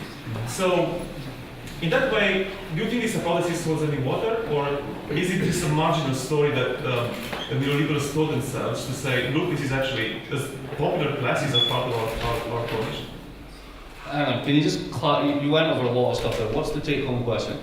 So, because I had one at the start and then I lost it halfway through. Yeah. Right, I mean, you guys just talked about the top 1%, the top 0.1% being the beneficiaries of this, right? And many economists say, actually part of the winners of the financial sector, the financialized capitalism that you're describing, are the pensioners and the financial organizations. So therefore, in the golden age, it was easier to bust labor and to create a different social coalition than today. So this is not just ugly capitalism versus the people. The people are also part of the capitalist coalition. Yeah, so like CalPERS is the largest pension fund in the world, California Public Employees. And CalPERS is firmly against austerity policies. Because when you throw public sector workers out of office, when you get rid of their jobs, the funds coming into their pension fund goes down. So they have a rather different way of thinking about, the problem of budgetary austerity. They far prefer devaluations, because that's essentially defaulting on someone else rather than internal austerity moves. No, this is okay. Qualification of what we're saying. We're getting a little bit carried away there. If you do what's called the PAYE data, the pay-as-you-go taxation, City of London only really constitutes about 3% of all taxes, right? If you do it as gross value added, at its peak it's about 11%, it's now about 9%. So it's not the tail wagging the dog. The really important part of it is the wider story with shadow banks, etc. But also simply, I could show you some slides on this, is where did all the leverage for those banks go? Right? So what you have to remember the way that banks work. What you call an asset, they call a liability. Right? And vice versa, and it all sums to zero. So you have a house, and they have a mortgage. They like the mortgage. You think the mortgage is your liability. If I don't pay this, I'm screwed, right? And you think you have an asset, a house. A bank has no interest in owning a house. It only wants the income stream for the mortgage. So the assets and liabilities have to match, right? That's the key thing. Now, what happens when you basically have wage stagnation over a long period? Well, I remember when I was 1988, I was working in Virgin Records when they still had Virgin Record stores. And I was getting paid the princely sum of £2 an hour. Yes. And all these people, and I was at university, and all these people were coming in, they were kids my age, right? And they all had credit cards. It was incredible. I'd never seen anything like it. And they were like £100 on this and £200 on that. And essentially, if you look at it, if you can get them off Eurostat, you can find it anywhere, or World Bank. Look up credit to the private sector as a percentage of GDP over time. And what you've got in the US and the EU is 160% and a 200% increase over 20 years. So wages are stagnant, prices are going up. How do you fill in the gap? Credit, which was the bank's assets, which is the leverage that went bad, which ended up on the public balance sheet. So we are all financialized, right? It's not just the sheikhs, it's not the millionaires row. That's part of it, the most visible part of it. But most of it is the fact that I'm walking around now with 2 credit cards, which I think are probably $25,000 each. So I have $50,000 worth of credit in my pocket. That's fucking insane. And that's normal. So that's where that, to go to your question, that's why it matters in that sense. We've basically been filling in the gap between wages and profits with credit that we'll never pay back. I just wanted to add that I think the question really is, will it, if everybody's workers' pension funds in firms and state pension funds like the California State Teachers Fund and so on, they're all gone into speculation. They've been trying to get buying and selling in the speculative market. So aren't we all incorporated through our pension funds into the system, and therefore there's no possibility of providing any sort of class division here because we're all incorporated into it? Well, I don't think I entirely agree. Most of the pension funds operating like this are run by people who are not the workers of the companies or in the state employees. They are the trustees, they're the experts, they've all bring in all Goldman Sachs and the rest of them to advise on where to spend and so on. The best case I think I remember was now the infamous Royal Borough of Kensington and Chelsea in the UK, which had quite a big reserve. They decided the best way, they wanted to increase their interest that they could get, so they started to speculate, and they were advised by an Icelandic bank to invest in that bank because they were paying 12% and the British banks were only paying 6%. So they plunged a load of money into the Icelandic bank, which when the crash came, it all went down. So they lost a load of money for their reserves and for the pension fund of their staff. They spent several years renegotiating with the Iceland government to get some of this money back. So the taxpayers of Iceland have had to pay back a lot of this money from Iceland. So I don't think that workers had anything to do with this. Most workers' pension funds, workers don't realise in the private sector are underwater because the company are not using any of the profits to sustain those pension funds. So there's every danger that they could be in deficit. And there have been several cases where company boards have in the end just defaulted on the pension fund or sold it off when the merger takes place and taken all the money out of it. And when the company goes bust, the pension fund is found to be empty because the owner of the company had run off with the money before you get there. Debenhams, I think, was a recent example. We have a very honoured Sir Philip Green, who lives in Monte Carlo with his wife and has made billions, and he's completely denuded the pension fund. So although these pension funds are operating in the system, they're not operating in the system on behalf of the working people who've made their contributions towards these. They've been lost by the working people. It's a form of swindle, really. Yes. I'm a sociologist, so I'm not sure I could follow everything that you've said. But my question out of your presentation was that, well, we saw the long lines, like especially in your case, that sort of before World War II, we had a sort of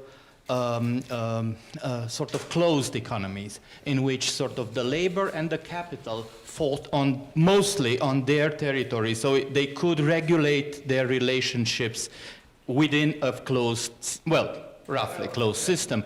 And then you've got the post-world with the inequality between the capital of America, which was out of proportion, the Marshall Fund and everything, and the threat of the Soviet Union that supposedly made possible sort of the golden age of the social democratic sort of social welfare. And then everything you said in the end seemed like UK is not a real economy any longer. So that's why somehow I was wondering, well, probably that's one of their problems with the labor. I mean, the labor doesn't have the tools. I mean, since they're not producing much, how are they able to fight capital? So then in the new globalized situation, we will have the real workers in Bangladesh fighting with the capitalists in the core. So how are they, if they are I'm sorry for the ontology and stuff, or the real workers, able to sort of try to bring back a little bit of the, to improve the relationship between income to capital and labor? So the really tragic side of this is the people who are most successful at this are the right. It's not the left. So think of Orban in Hungary.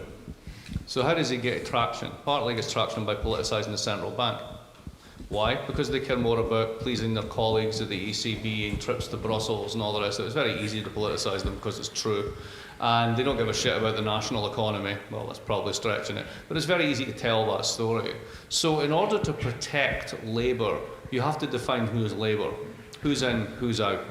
And the nationalists do that extremely well.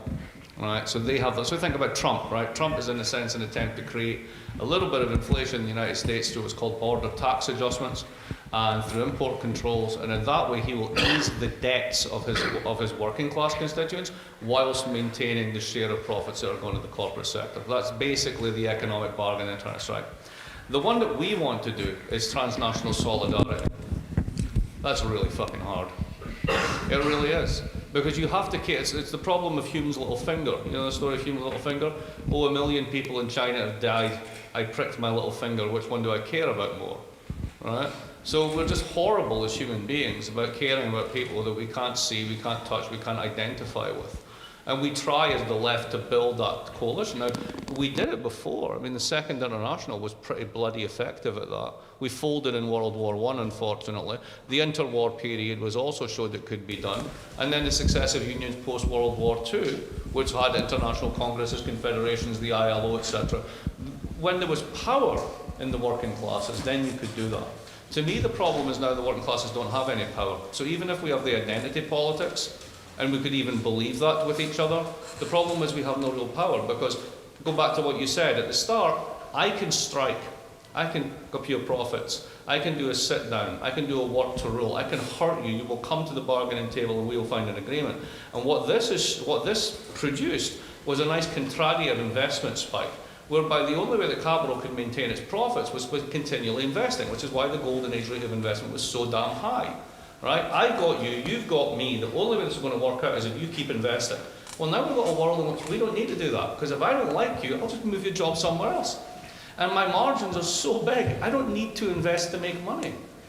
So the game's changed. The working classes have no power. That's a problem.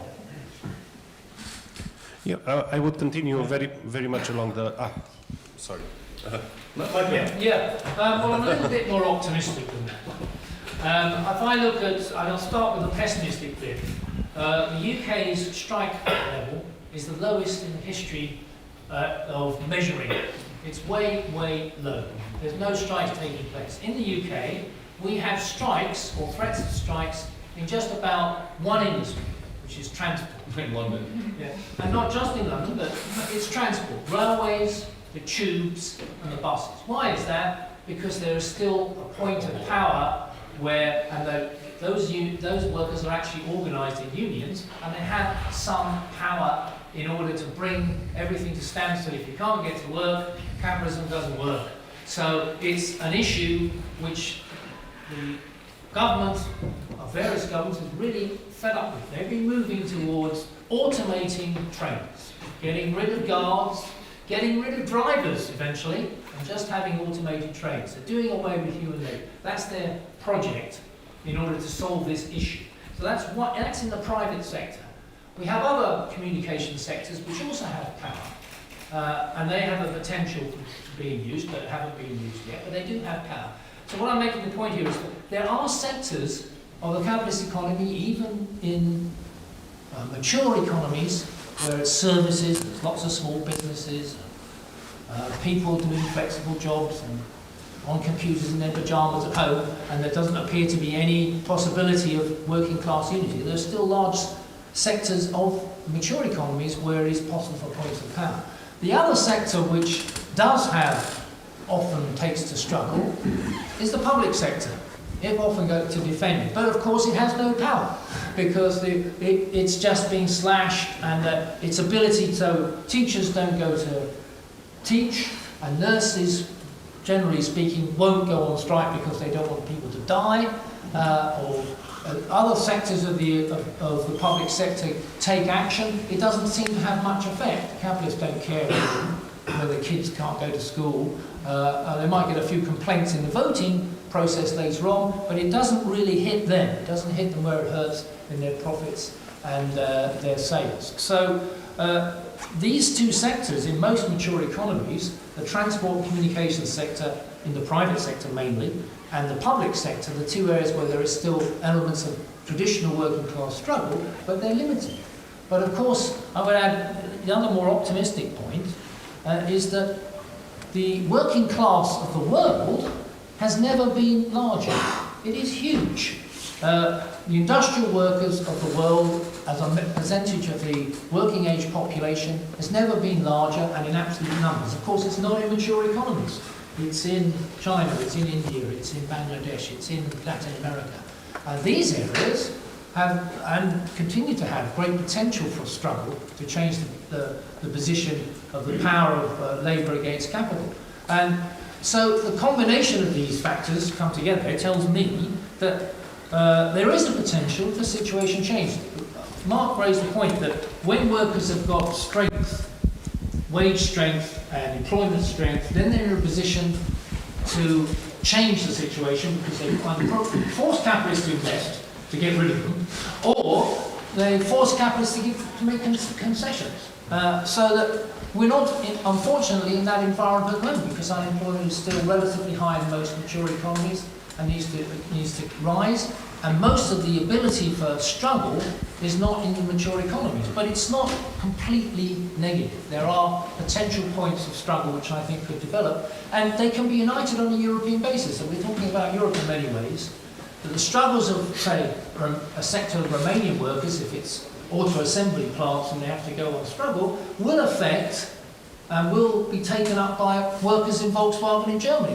The unions do want to link these things together, and these things can be linked together if the situation rises, but they will be on these individual struggles and points, so it's not completely negative. Yeah, I'd like to continue precisely on this question. You've started both of your stories from this experience of vast destruction that was the Second World War.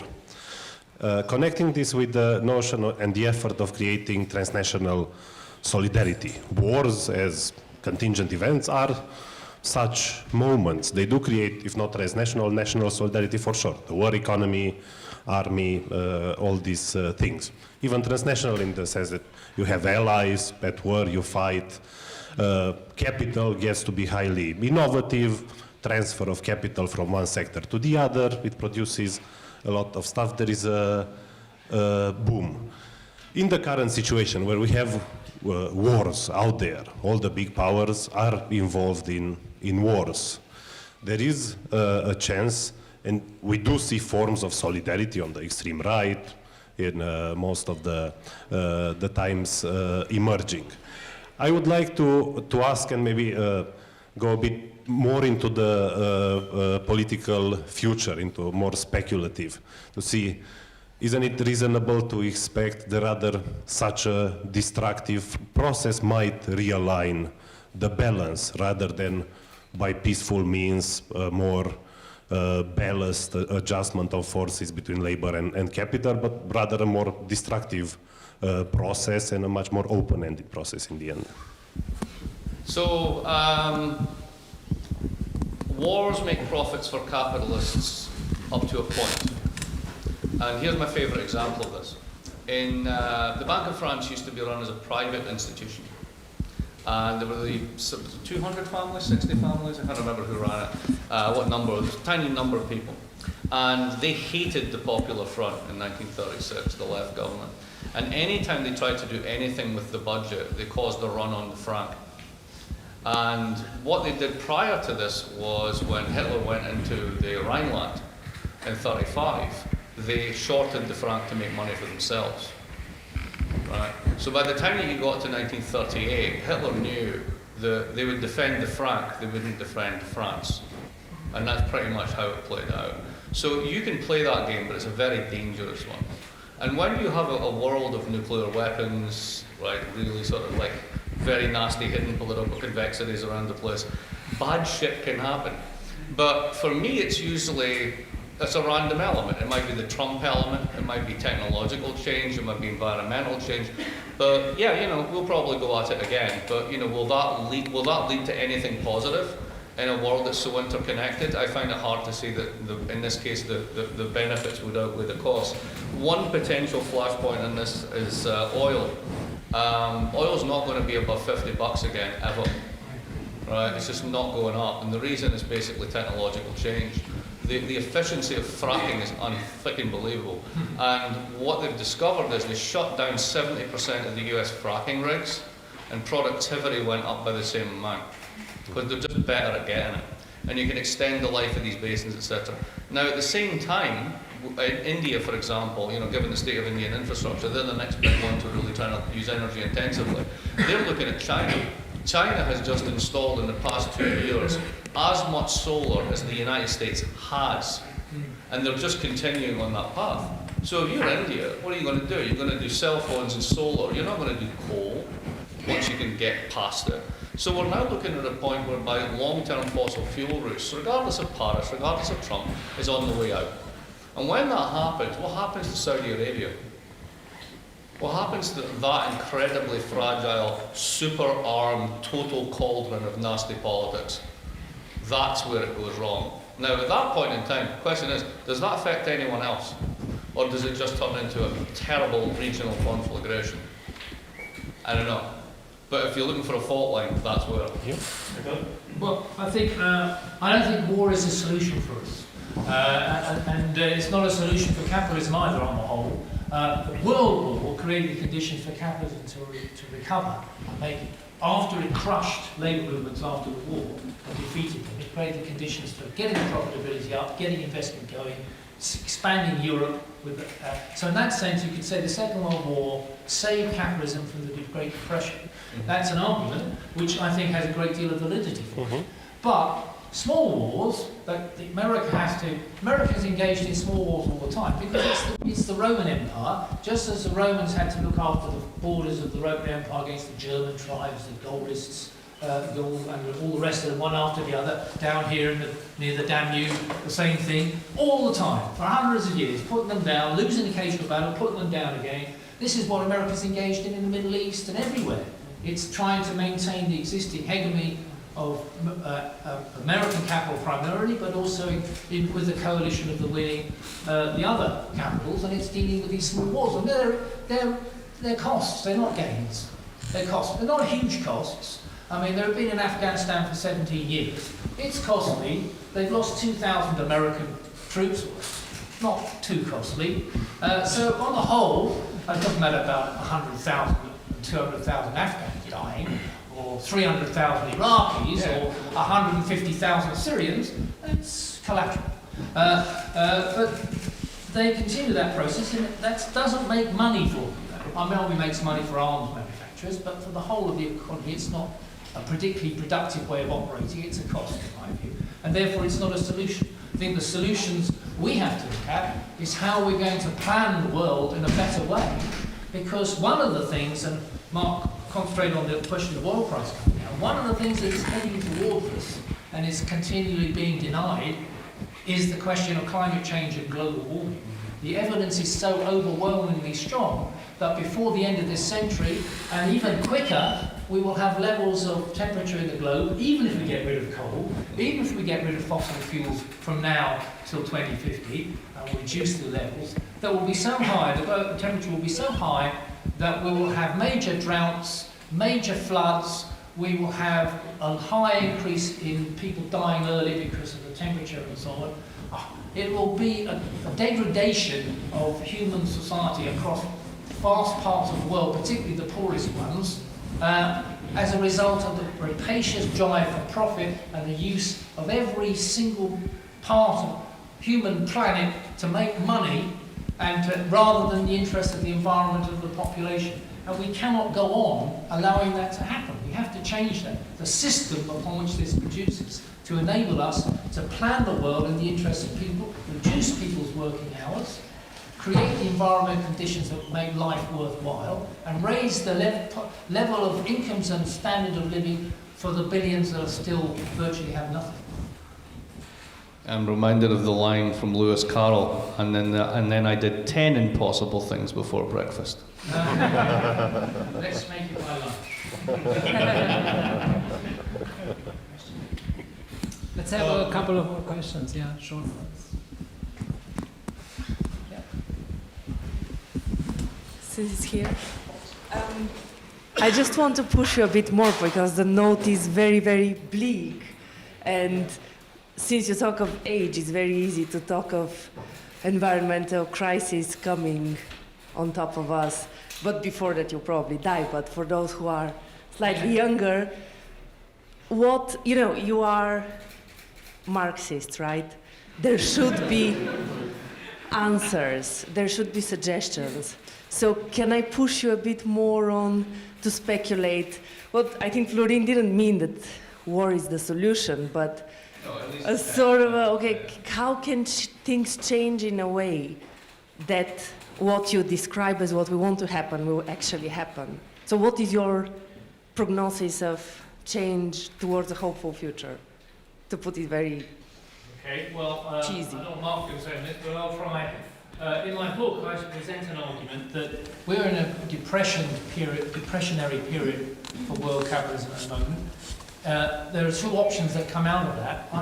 We have another slump, which is even worse, and it cleanses and it creates the conditions, perhaps, for eventually for capitalism to grow without having wiped out a whole load of dead parts of their economy, with us going down with it.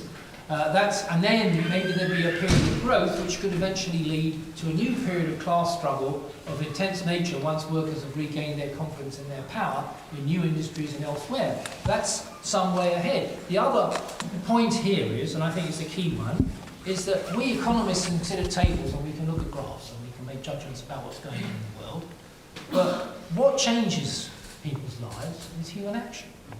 And human action is crucial. So I could give you a Marxist pessimist view that the crisis will keep coming and the slump will go down and it's all hopeless.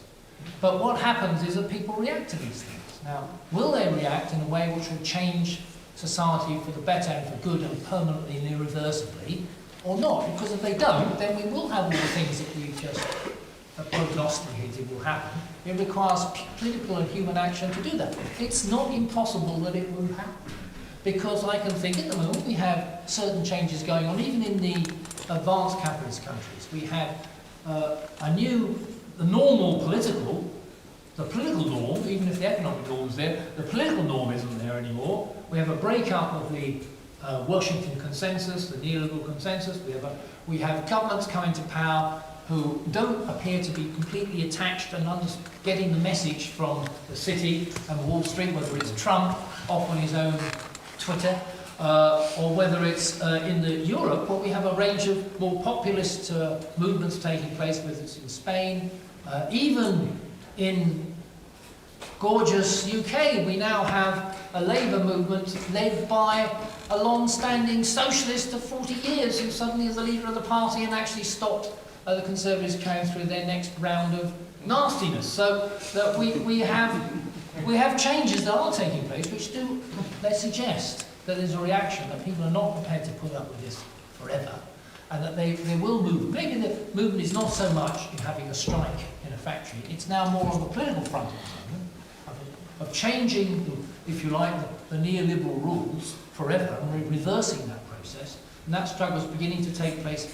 in lots of more increasingly important countries. We'll see what happens in France, where apparently they've just elected somebody who fits right down the bill for the norm. But the reason he fits down the bill is because nobody wanted the two traditional parties anymore, who have supported neoliberal politics for the last 40 years, whether it's the Republicans or the Socialists. They've been decimated by the moment by the illusion of some sort of democratic wonder boy. That won't last if the French economy continues to be in the depressed state we see it now. Je ne suis pas un Marxiste, so that's not a problem. I tend to think the world, so here's how I actually do think about the world. I think about the world as a disequilibrium system. So it's not easy to keep things together. It requires a tremendous amount of effort and energy. It evolves in the sense that it makes random moves forward, and if they work, then they stick, and if they don't, they fail. There is no guiding hand, invisible or planned, and essentially we just muddle through. And as a species, I mean, we suck, right? So, I mean, if Cristiano Ronaldo example, I mean, come on, really? So, exactly, clearly. So, Red Ronaldo, there's something you never thought. So, you know, in such a world, where does the hope come from? Well, you know, I'm very similar on this one. So I did a little, I teach at this place called the Watson Institute, and every now and again they stick me in front of a camera and say, explain this. And I set myself a task to do it in less than 30 seconds. So I did one that was 22 seconds long. And I said, why is everybody paying attention to the right? All you hear about is the right. It's about Le Pen, it's about the guy in the Netherlands who looked like Willy Wonka's evil twin, right? You know, all this sort of stuff, right? And the thing is, they've only won one, and it was a marginal victory, right? And you've got Portugal, it's stable, right? The markets aren't giving them shit, and they're out of the program, right? You've got Greece, who went from 0 to 32 and has no choice but to do all the bad stuff, but that's where you are. The party system of Italy has been transformed completely. The centre's dead in France. I mean, the story's actually on the left and the centre left. And I think there's a moment that if the European institutions don't screw it up, if they basically do what they've been doing for the past several years, which is allow people to have deficits so the automatic stabilizers kick in, actually get some growth going, and then the system can do it right, then they'll be fine. If they jump back on the everybody needs to balance their budget, Schäuble bandwagon, this is going to end very quickly, right? But the positive thing seems to be, even in those moments, I said earlier, the right tends to be the one that does this best by defining the nation. We've had recent examples. I was so heartened by Corbyn. I couldn't believe it, because there you had somebody who the entire establishment didn't just write off. They castigated. They hate him. He's everything that's wrong. To be like that is to be against liberalism, globalism, everything. You're a populist, you're an idiot, you don't understand anything. And 4 million people said, no, we like that more. And when you have a political class, as we all have now, that is no longer rooted either to labour or capital, they are a professional managerial class. They go where the votes are. So I agree, it's an electoral problem. That if you really mobilise on this basis, and you keep giving people a diet of crap and austerity versus hope, they might actually vote for hope. What we do with hope's an entirely different thing, but that's different. Okay, I think we'll stop here. Thank you everybody for coming. Thank you our guests, Michael Roberts and Mark Blyth and Cornel Ban as well.